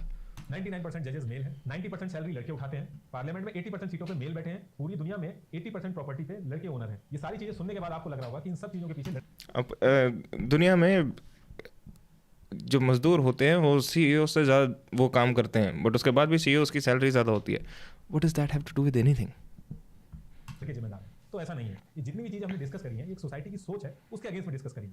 इस सोच को मानने वाले लड़के भी हैं और लड़कियां भी हैं, और इस सोच के अगेंस्ट में लड़ने वाले लड़के भी हैं और लड़कियां भी हैं. और रही बात फेक फेमिनिज्म और जो लड़कों का एक्सप्लॉइटेशन होता है, उसकी भी एग्जिस्टेंस है. अगर आप बोलेंगे तो उस पर भी डिस्कस कर लेंगे. लेकिन आज जो हम ये सब चीजें डिस्कस कर रहे हैं, ये वुमन राइट का इशू नहीं, ये ह्यूमन राइट का इशू है. Not a lot of insights. Feminism in Bollywood is बाकी let me just see. I think last link ही होगा वो शायद. Fuck, where is it? Here. Own less than 20% of the world's land, yet work more than 400 million of them are found and produce majority of the world's food supply.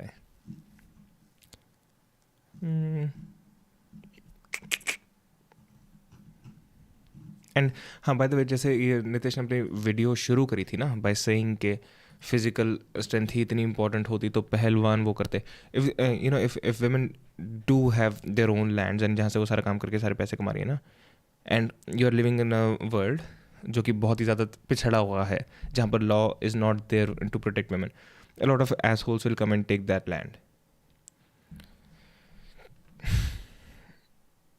So we should also be appreciable जहाँ तक हम पहुँच चुके हैं उस चीज़ को लेके.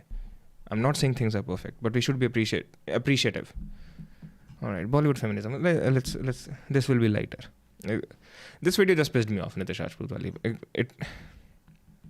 Okay.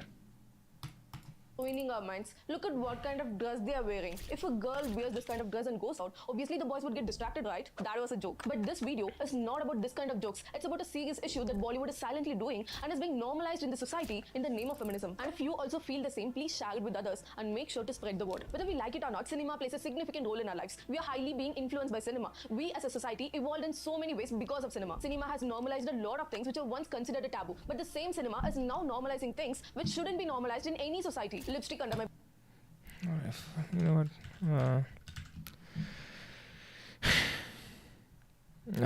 I'll find some distraction for myself as well, guys. Hold on. Following you since 27. Thank you, Akash Kumar Singh. You're welcome on the live stream.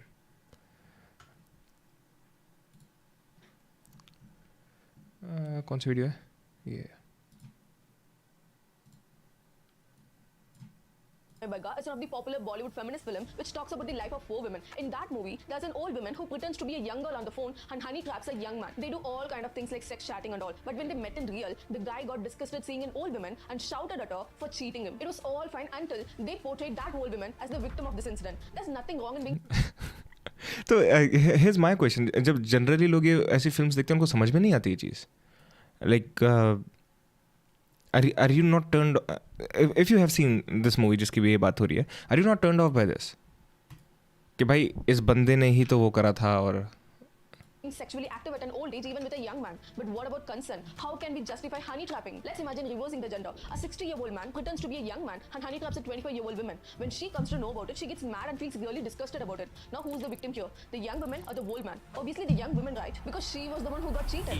Then how come this 60-year-old woman becomes a victim in this movie and lectures about sexual... By the way, I don't think this argument even works. जो ये argument है ना, like if we switch the gender, this argument doesn't work.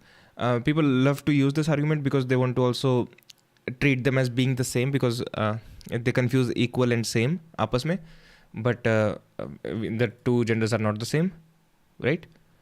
Or the two sexes. I don't know how to say it these days. But in the same movie, there's... but they're not the same. So of course the rules these two will have to follow, not the rules, but the etiquettes these two will have to follow will be a little different. Why? Because we are a little different than each other. I hope sense bani ho. So basically what I'm trying to explain is that the reverse the gender wala argument doesn't really hold for me क्योंकि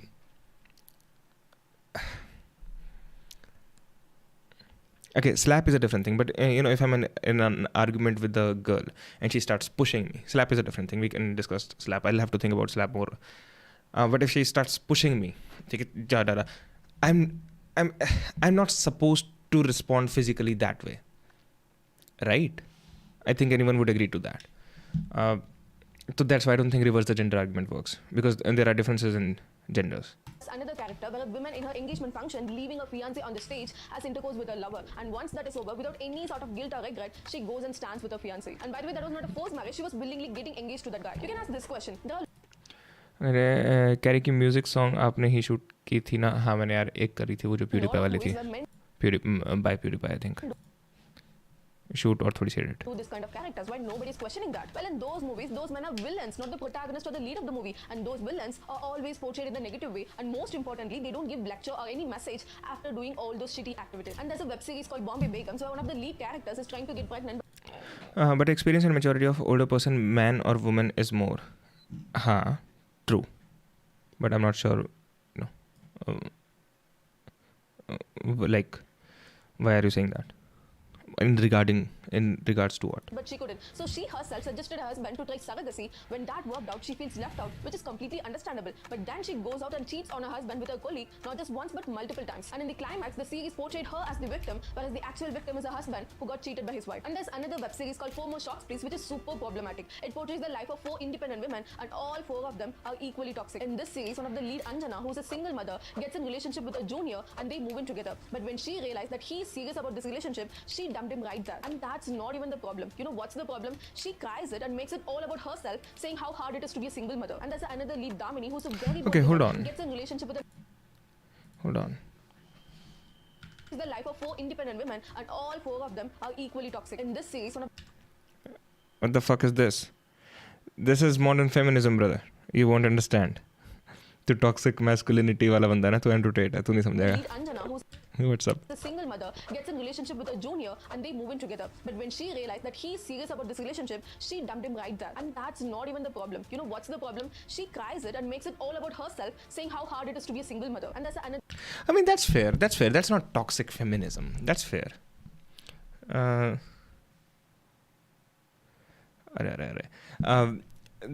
That's fair. क्योंकि I don't think that was toxic femininity. मतलब उस बंदी, okay, so she's a single mother and she starts dating this guy who's younger, and she realizes कि ये जो younger बंदा है is getting serious, and she, ends the relationship. That's fine. And now she's saying it becomes toxic क्योंकि then उसको ऐसे दिखाया जाता है कि oh कितना difficult है single mother बनना. Yes, that's true. And the show is about that girl, so they're gonna show the emotional range of that girl. The show is not concerned about मतलब हर चीज़ नहीं दिखा सकती, right? So I don't find that to be too weird. But The lead, Damini, who's a very bold woman, gets in relationship with a nice guy, Jay. When he's waiting for her at the cafe with his parents, she cheats on him with another guy. And I don't really understand how they're portraying sex as a thing that happens by mistake. It's not like you slipped and fell down. It's a long process. But this she did. her boyfriend multiple times. She literally did an Eminem joke. There's this गाना Guilty Conscience. उसमें there's a story of a guy who just who walks in and his wife is having sex with a guy, and Dr. Dre आके बोलता है, wait, what if it's a mistake? Eminem कहता है, what, she tripped, fell, landed on his dick.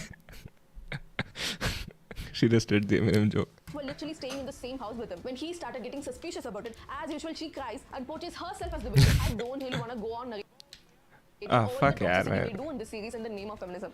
But my question is, why all the bold women characters in the movie are just mindlessly having sex with people? Why their entire lives are literally revolved around sex? Why are we Because the feminism idea is अच्छा, oh fuck, मैंने पूरी video से छुपा रखी है. Because the feminism idea is not कि women should have all the rights. It's basically women should do all the things the guys are doing. And OTT पे तुमको सेक्स बहुत ज़्यादा चलाना होता है because और कहीं चला नहीं सकते ना. refusing to see the fact that this so-called modern cinema is again picturizing women only related with sex all the time? Do they really think women are not good enough for anything else? If it's a brave man, he should be fighting. If it's a bold woman, she should be having sex. It's the unwritten rule in the modern Bollywood cinema. Why so? There's another famous web series called Made in Heaven, which portrays the life of two एक बार intro कर दो यार, intro यार रुक जा. wedding planners, Tara and Karan. Tara, coming from a lower middle class family, seduces her boss who was already engaged and has intercourse with him, and then deliberately releases that videotape to get married to him. After marriage, that guy cheated on her, so they are filing for divorce, and she gets in relationship with a nice guy. But she या तो इसने उस दूसरी लड़की की video देखी या दूसरी लड़की ने इसकी वीडियो देखी. Let's see. We'll find out who's copying whom. Okay, she uploaded it 4 days ago. हाँ, you're definitely copying Nikita Thakur, sorry to say. It's basically the same content. while being in a relationship with that nice guy, sleeps with the ex-husband to get the big bungalow as the divorce settlement. When that guy tried to tell her how this is not right, she says, please don't think you can ever make the decision It's like scripted the same way as well. Similarly, at least. for me. Clips भी same दिखा रखी हैं. These are such powerful words. I strongly agree on this one. Nobody should ever make decisions for a woman but herself. As a 26-year-old woman, be it my father, brothers, or even husband, none of them can make decisions for me. But if your partner don't even have a say about your life decisions, what's the point of being in a relationship? And I can go on with these kind of characters in the Bollywood cinema. Honestly, I have no problem in the portrayal of any of these characters. There are all kind of people in the society. There are cheaters, there are selfish people, there are perverts. So the portrayal of these characters is not the issue, but portraying them as the lead of the cinema and I love that she calls her a pervert. क्योंकि अगर वो एक young लड़के से no, can you call her a pervert? Because the guy is adult enough.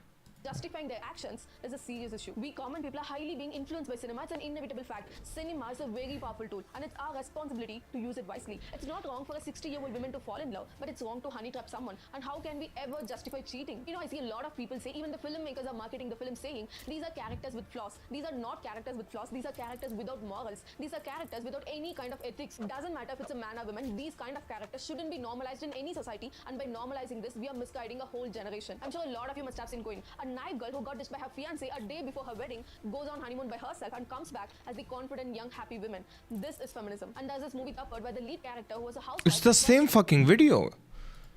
It's the same fucking video which कौन कह रहा था? किसी ने बोला था मेरे कमेंट्स पे Nikita Thakur, she is great. It's like the same content from this. भाई इसको देख लिया अगर. Slapped by her husband once and she was not ready to take it even if it means for once. This is the kind of feminist movies we should be celebrating. And there's a movie called Secret Superstar where a teenage girl tries to follow her passion against her toxic father. And when he tried to take it away from her, her innocent mother, who was a victim of domestic violence, stands up for her daughter and leaves her husband. This is the kind of women empowerment cinema we want. And finally, Pink. Doesn't matter what the girl is wearing, doesn't matter if she's drunk or not, doesn't matter if she's virgin or not. If the girl says no, it's a no. No means no. This is I did not know कैसे literally Bollywood में ऐसे movie में डाला no means no. the kind of feminist movies we want. Again, are there no characters like Tara and Anjana in real life? There are for sure, but they are not the kind of characters that should be. Of course, no means no, but a lot of the times no isn't, because you also need to understand this from the guy's perspective. Guys who are not very experienced with reading the room or reading the other person. I think जो Bill Burr की bit थी ना कि yeah, no means no, but no, you're being so bad. No, don't do that. That's not a fucking no, right? So guys are horrible at reading people usually, and women can be horrible at stating their no's abruptly, and that's a big issue as well.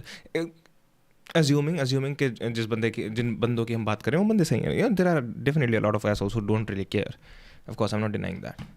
A lead, a protagonist of the film should be someone with high moral values, should be someone who stands by the right even if it means to lose everything because of it. That's the kind of characters we should be getting influenced by, not by someone who honey traps and cheats on their partner and do all sort of ugly things for their own benefits. I'm such a movie maniac. I watch a lot of films, especially Bollywood. I love them. Jab We Met, Three Idiots, Queen, Dangal, Pink, these are some movies I highly got influence from. A part of my characters is literally shaped out of these movies. So seeing the portrait of these kind of characters without any moral values, and most importantly seeing the common people prizing these characters, is really disappointing for me. And I don't really understand how a bold woman is being portrayed as someone who has sex all the time. Is that all we are good at? Sexual desire is a basic And that's another thing.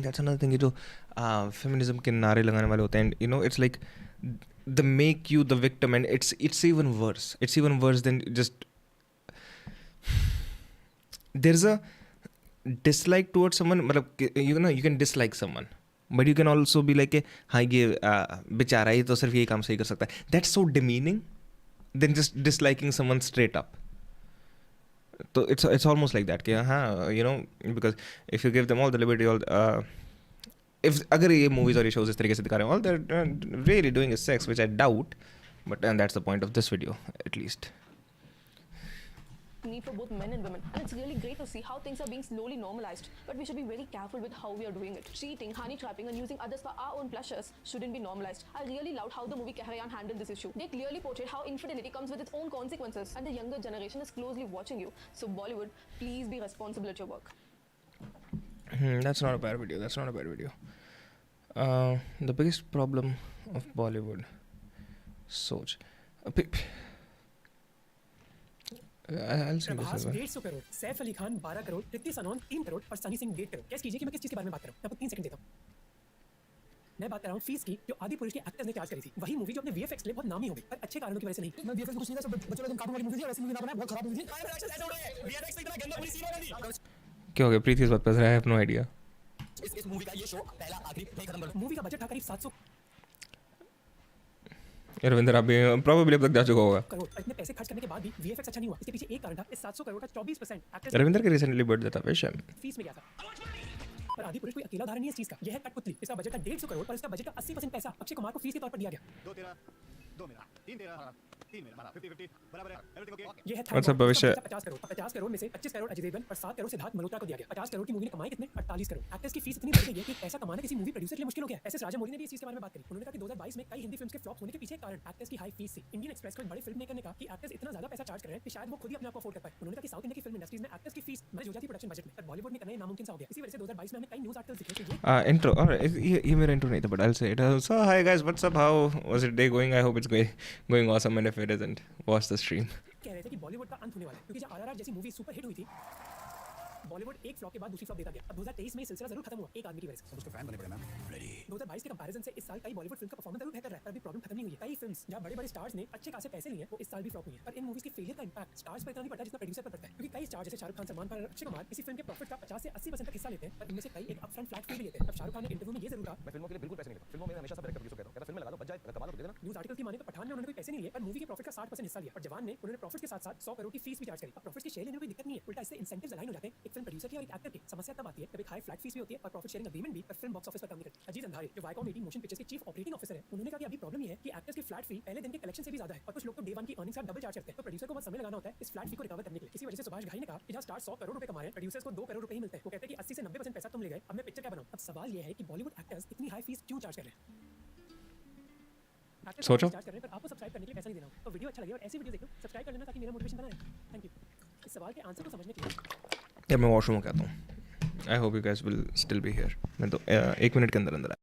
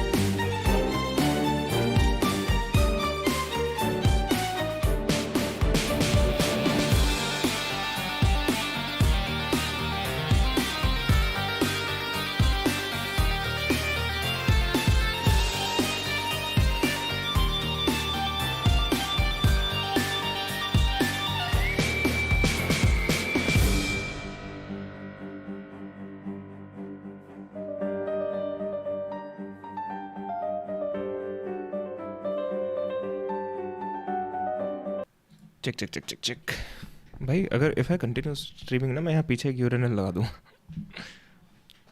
Indian movie industry का इतिहास समझना हो. हम Indian films को 3 eras में divide कर सकते हैं. स्टूडियो एरा, इंडिपेंडेंस एरा और कॉर्पोरेट टेकओवर एरा. 1930s में इंडिया में कई बड़े स्टूडियोज एस्टैब्लिश हुए. मद्रास, कलकत्ता, लाहौर, बॉम्बे और Pune. Film historian bye bye bro, good night, thanks for joining. Ganga ने कहा कि तब इंडियन फिल्म स्टूडियोज मानो अपनी ऊंचाई में थे. वो कहते हैं कि जैसे लोग गांव से शहरों में आए वर्ल्ड वॉर 1 के बाद, उससे लोगों के बीच मूवी देखने की डिमांड बढ़ी. इंडियन फिल्म मेकर्स वेस्ट की तरफ देखने लग गए आइडियाज के लिए और एक स्टूडियो सिस्टम इंट्रोड्यूस हुआ. इस स्टूडियो सिस्टम में एक्टर्स, डायरेक्टर्स और दूसरे टेक्नीशियंस बस एक स्टूडियो पे काम करते कॉन्ट्रैक्ट बेसिस पर. एक स्टूडियो जिम्मेदार होता था पूरे पैकेज के लिए. शूटिंग लोकेशंस, एक्टर्स, टेक्नीशियंस और पोस्ट प्रोडक्शन सर्विसेज. एक एक्टर की फीस भी फिल्म स्टूडियो ही डिसाइड करता. इससे जो स्टूडियो से बजट पर कंट्रोल कर पाते थे और क्रिएटिवली और फाइनेंशियली एक अच्छी फिल्म बना सकते थे. अब जैसे एक्टर्स पॉपुलर होते वो थोड़ा बहुत नेगोशिएट जरूर कर सकते थे, पर स्टूडियो सिस्टम की वजह से प्रोड्यूसर्स कॉस्ट पर कंट्रोल आजमा सके. 1936 में देवदास की हिंदी अडैप्टेशन आई जिसके स्टार थे केएल सहगल और जो उस जमाने की सबसे सक्सेसफुल कमर्शियल मूवी में से एक बन गई. और केएल सहगल मानो इंडिया के पहले सुपरस्टार. देवदास ने ट्रैजिक रोमांटिक हीरो और एक लव ट्रायंगल की बात करी. एक ऐसी कहानी जो लाखों इंडियंस को पसंद है. लोगों को वैसी मूवीज पहले जैसे वीडियोस बीच बीच में डालूंगा यार, टाइम नहीं हो पाता आजकल. बट हाँ, बीच बीच में अभी I am focusing on doing live every day रात को 10 बजे. अच्छी लगने लग गई. या एक्टर्स आम आदमी की जिंदगी बताते. 1936 में आई अशोक कुमार की अछूत कन्या जो एक बड़ी हिट बनी और अशोक कुमार अगले स्टार. ऐसी हिट्स के बाद बॉलीवुड में एक स्टार सिस्टम डेवलप होने लगा जहां लोग फिल्म की कहानी के लिए नहीं बल्कि एक्टर्स को देखने जा रहे थे. केएल सहगल, अशोक कुमार और दिलीप कुमार जैसे एक्टर्स की एक डेडिकेटेड फैन फॉलोइंग स्टार्ट हो गई. इस पॉपुलैरिटी के बावजूद आई यूज्ड टू थिंक ये एक बुरी चीज़ है कि जो होता है ना कि लोग मूवी को नहीं एक्टर को देखने जाते थे. But that helps cinema actually compare to what you see. जो बाहर का जो वो सिस्टम बन चुका है ना, एक बाहर it's a different studio system almost. Like तो लाइक लोग मूवीज़ देखने अगर थिएटर में जाते हैं तो लोग मार्वल फिल्म देखने जाते हैं. लोग रॉबर्ट डाउनी जूनियर की मूवी देखने नहीं जाते, right. Even the biggest star out of Marvel was Robert Downey junior. Endgame के बाद उसकी मूवी आई थी doctor Dolittle which didn't do well. तो even the star system can help theatres, क्योंकि अदरवाइज अगर वो स्टार सिस्टम वाली चीज़ नहीं है तो there a lot of people you know ऐसा होता था कि भाई शाहरुख खान की मूवी आ रही है या सलमान खान कह रही है वो तो पीवीआर में देख के आऊँगा, थिएटर में देख के आऊँगा मैं. बट जैसे जैसे वो स्टार सिस्टम जाता है ना, you know OTTs take over, like theatre and cinema they start to die down slowly. Stars को मंथली सैलरी ही मिली थी स्टूडियो से. क्यों? क्योंकि स्टूडियोज के पास इतने पैसे थे ही नहीं मूवी मेकिंग के. स्टूडियो एरा के खत्म होने तक कई इंडस्ट्रियलिस्ट मूवी बनाने में पैसा डालने लगे. जैसे बॉलीवुड डायरेक्टर राइटर ने कहा कि कुछ केसेस में ट्रक बिल्डर हो, एनआरआईज हो या फिर डायमंड मर्चेंट. ऐसे लोग जिनके पास बहुत पैसा था वो मूवीज में पैसे इन्वेस्ट करने लग गए ताकि उनको फिल्म की दुनिया में आने का मौका मिले. इस वजह से कई एक्टर्स को हाई फीस तो मिली पर कई स्टूडियोज इन नई फील्ड्स को अफोर्ड नहीं कर पाए. इसकी वजह से 1960s में कई स्टूडियोज बंद हो गए. अब जिस तरह इंडियन सिनेमा इवॉल्व कर रहा है उसी तरह हमारी टेक इंडस्ट्री भी इवॉल्व कर रही है. अगर आप टेक savvy हो तो आपको बहुत अच्छी अपॉर्चुनिटी है नई स्किल्स डेवलप करने की. अगर आप एक बिगिनर हो, प्रोग्रामिंग सीखना चाहते हो तो YouTube ट्यूटोरियल्स आपके काम करेंगे. लेकिन अगर आप एक स्ट्रक्चर्ड लर्निंग एनवायरनमेंट यार मेरी आवाज़ ठीक आ रही है क्या? बिकॉज मेरे कानों में मेरी आवाज़ कुछ ज़्यादा लाउड आ रही है which is making me want to speak थोड़ा सा धीरे. बट आई हेट इट जब मैं अपनी अगर स्ट्रीम वॉच कर रहा हूँ मैं ऐसे बात कर रहा होता हूँ तो यू नो ऐसा लगता है कि छुप के बात कर रहा हूँ. बट आई होप मेरी आवाज़ ठीक आ रही हो. जैसे सीखो. किसी के पास 5 साल का इंडस्ट्री एक्सपीरियंस हो तो हरकीरत सिंह आपको एक लाइव कोडिंग कोहॉर्ट लेकर आ रहे हैं 6 महीने का. हरकीरत ने अपनी computer science graduation IT Roorkee से करी और उन्होंने वो एक्सपीरियंस लिया अपने इंडस्ट्री एक्सपीरियंस के साथ. अगर आप एक बिगिनर हो तो आप उनका 0 to 1 कोहॉर्ट ज्वाइन कर सकते हो जहां आपको foundation, front end, back and और बेसिक डेवलप सिखाए जाएंगे. एंड में आपको स्पोर्ट्स में प्रोजेक्ट्स भी दिए जाएंगे ताकि जो भी आपने सीखा है आप उसको तुरंत अप्लाई कर पाओ. अगर आप एक्सपीरियंस हो तो आप उनका 0 to 100 कोहॉर्ट ज्वाइन कर सकते हो जहां आपको advance back and system design और डेवलप सिखाया जाएगा. इस कोर्स में भी प्रोजेक्ट्स होंगे तो चेक बेटर. तो आपको एक बढ़िया कॉम्बो पैकेज भी दिया जाएगा. और मेरे व्यूअर्स के लिए हकीकत एक 20% डिस्काउंट दे रहा है. तब सोच 20 का कूपन कोड यूज कर सकते हो. और मेरा ये डिस्काउंट कोड इंडिविजुअल और कॉम्बो कोहॉर्ट्स पर एप्लीकेबल है. नीचे डिस्क्रिप्शन में लिंक है, आप चेकआउट कर सकते हो. अब आते हैं वीडियो में वापस. स्टूडियो एरा के बाद आया इंडिपेंडेंट एरा जिसके दौरान फिल्म मेकिंग में बहुत पैसा इन्वेस्ट हुआ एक सोर्स की वजह से, अंडरवर्ल्ड. इस एरा के दौरान फिल्म प्रोडक्शन और डीसेंट्रलाइज्ड कई इंडिपेंडेंट प्रोड्यूसर्स, डायरेक्टर्स, एक्टर्स और टेक्नीशियंस इंडस्ट्री में आ पाए. अब कई प्रोड्यूसर्स के पास खुद का इतना पैसा नहीं था कि वो एक फिल्म फाइनेंस कर सके तो मोस्ट प्रोड्यूसर्स लोन लेते थे या तो प्राइवेट फाइनेंसियर से या फिर डिस्ट्रीब्यूटर्स से. नामी प्रोड्यूसर्स बहुत सिलेक्टेड डिस्ट्रीब्यूटर्स के साथ ही काम करते जिन पर वो ट्रस्ट करते थे. ऐसी सिचुएशन में डिस्ट्रीब्यूटर्स प्रोड्यूसर्स को अपफ्रंट पैसा देते थे उनकी फिल्म के लिए. ये पैसा डिपेंड करता था कि फिल्म कितनी पॉपुलर होगी. पर हर प्रोड्यूसर की ऐसी हालत नहीं थी. कई प्रोड्यूसर्स को डिस्ट्रीब्यूटर से पैसा तभी मिलता जब वो फाइनल कॉपी डिस्ट्रीब्यूटर को देते. इसका मतलब था कि उन प्रोड्यूसर्स को लोन लेने की जरूरत थी अपनी फिल्म प्रोड्यूस करने के लिए. ये फिल्म प्रोड्यूसर्स बैंक्स के पास भी नहीं जा सकते थे क्योंकि उस समय सारे बैंक्स आरबीआई की रेगुलेशन के अंडर थे और आरबीआई ने कहा था कि इंडियन फिल्म इंडस्ट्री को बैंक लोन्स नहीं मिल सकते क्योंकि एक बहुत रिस्की बिजनेस है. प्रोड्यूसर्स के पास कोई रास्ता ही नहीं बचा. या तो अपनी वो पर्सनल सेविंग यूज करें या फिर दोस्त या फिर परिवार के सदस्य से मांगे. और लास्ट ऑप्शन था प्राइवेट फाइनेंसर के पास जाना जो हाई इंटरेस्ट रेट चार्ज करते. पर धीरे धीरे एक्टर्स की फीस बढ़ी, प्रोडक्शन कॉस्ट बढ़ी और ये बहुत कॉम्प्लिकेटेड सिचुएशन थी. 1980s में कई फिल्म प्रोड्यूसर्स के पास एक नई सोर्स आई पैसे की, अंडरवर्ल्ड. निशिता केनी जो डायरेक्टर है उन्होंने कहा कि बॉम्बे में एक गैंगस्टर होता था हाजी मस्तान जो एक बहुत बड़ा फिल्म फैन था. वो एक्ट्रेसेस के साथ मिलना चाहता था और इसी वजह से वो फिल्म्स में ये क्या हो गया? हाजी मस्तान इतना मेरे पास इंस्टाग्राम पे कंप्लेन आई रिगार्डिंग अ स्ट्रीम. रुक जाओ मैं तेरे से आराम से बात करूँगा. If you know you know, if you are watching stream के बाद I will read it all.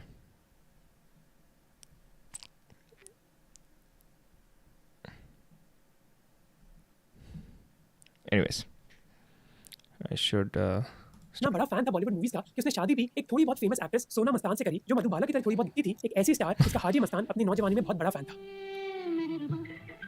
Bombay के गैंगस्टर्स बहुत फैसिनेटेड थे इस इंडस्ट्री से और कई बार बहुत सेंसिटिव भी। जैसे दाऊद इब्राहिम ने एक बार मिथुन चक्रवर्ती को धमकी भी दी कि वो एक्ट्रेस मंदाकिनी के साथ ज्यादा करीब ना आए क्योंकि वो दाऊद से करीब थी। फिल्म प्रोड्यूसर्स को इस चीज से प्रॉब्लम नहीं थी क्योंकि अंडरवर्ल्ड की वजह से अब उनको हाई इंटरेस्ट लोन्स नहीं लेने पड़े। डायरेक्टर निशिता केनी ने तो ये तक कहा कि गैंगस्टर्स के आने के बाद प्रोड्यूसर्स अपने बजट के ऊपर भी जा सकते थे। गैंगस्टर हर बार उनको पैसे देता था क्योंकि प्रोड्यूसर्स उनको कोई भी बहाना बोल सकते थे। वो ये बोल सकते थे कि एक्टर्स की बहुत डिमांड है या फिर ये बोल सकते थे कि गैंगस्टर्स कुछ समय एक्टर्स के साथ बिता सकते हैं अगर वो और पैसा देंगे। इस पैसे की वजह से प्रोड्यूसर्स किसी भी एक्टर को अपनी फिल्म में हायर कर सकते थे। और हाजी मस्तानी से गैंगस्टर्स के लिए काम करने लगा क्योंकि वो अपनी फेवरेट फिल्म इंडस्ट्री के और करीब आ गए और हर आदमी सोसाइटी में एक हायर सोशल स्टेटस चाहता है। फिल्म इंडस्ट्री के साथ उठने बैठने की वजह से गैंगस्टर्स को लगा कि उनका सोशल स्टेटस भी बढ़ेगा क्योंकि गैंगस्टर्स का पैसा फुल्ली कैश में था जिसका मतलब था कि वो पूरा ब्लैक था। तो टैक्स की भी किसी को चिंता नहीं करनी पड़ी। जैसे राइटर डायरेक्टर संजीव पुरी ने कहा कि 2004 की मूवी अग्निपंख में प्रोड्यूसर ने एक्टर जिमी शेरगिल को कहा कि अगर तुम कैश एक्सेप्ट करोगे तो मैं आपको 23 लाख के बजाय 30 लाख दे दूंगा। अंडरवर्ल्ड का कंट्रोल इतना बढ़ गया कि उस जमाने में मानो 80 से 90% फिल्म्स अंडरवर्ल्ड फंड करने लग गया। संजीव पुरी कहते हैं कि कुछ प्रोड्यूसर्स तो इतने क्लोज थे गैंगस्टर्स से कि सेट्स में भी अब कई बार उनको इन गैंगस्टर्स के साथ देख सकते थे। एक फिल्म को फाइनेंस करने के लिए ये गैंगस्टर्स किसी भी हद तक जा सकते थे। जनवरी 1997 में डायरेक्टर मुकेश भट्ट को एक फोन कॉल आया कि उनके आने वाली फिल्म के लीड एक्टर पर एक शार्प शूटर का निशाना है। एक्टर था कौन? शाहरुख खान। शार्प शूटर था गैंगस्टर अबू सालेम जो शाहरुख खान को डराना चाहता था क्योंकि शाहरुख ने अबू सालेम की मूवी में काम करने से मना कर दिया था। शाहरुख खान ने कहा कि वो इतने डर गए थे कि एक फेमस क्रिकेटर की शादी में जब एक फैन ने उनसे ऑटोग्राफ मांगा और अपना पेन निकाला तो वो इतने डर गए कि उनको लगा कि वो पेन एक गन हो सकती है। चाहे गैंगस्टर जरूर थे पर वो भी पैसा कमाना चाहते थे पर उनकी हर फिल्म हिट नहीं हुई थी। जब फिल्म हिट नहीं होती तो उनमें से कई गैंगस्टर्स पैसा ऐंठने लग गए। 1997 में तो दाऊद इब्राहिम ने इस सीरीज के गुलशन कुमार को भी मार गिराया। 1996 में नदीम जो एक सॉन्ग कंपोजर थे उन्होंने एक एल्बम प्रोड्यूस करी थी हाय अजनबी और वो चाहते थे कि गुलशन कुमार इस एल्बम की म्यूजिक राइट्स को खरीद ले। गुलशन कुमार ने पहले मना कर दिया ये कहकर कि नदीम अच्छे सिंगर नहीं थे पर बाद में म्यूजिक राइट्स परचेज कर ली। पर जब ये एल्बम रिलीज हुई ये बहुत बुरी तरह फेल हो गई और नदीम गुस्से में था कि गुलशन कुमार ने इस एल्बम को प्रमोट नहीं किया। इसलिए नदीम ने अपना हाथ मिलाया गैंगस्टर अबू सालेम के साथ जो गुलशन कुमार को पसंद नहीं करता था क्योंकि गुलशन कुमार ने उसको एक्सटॉर्शन मनी देने से मना कर दिया जिसके बाद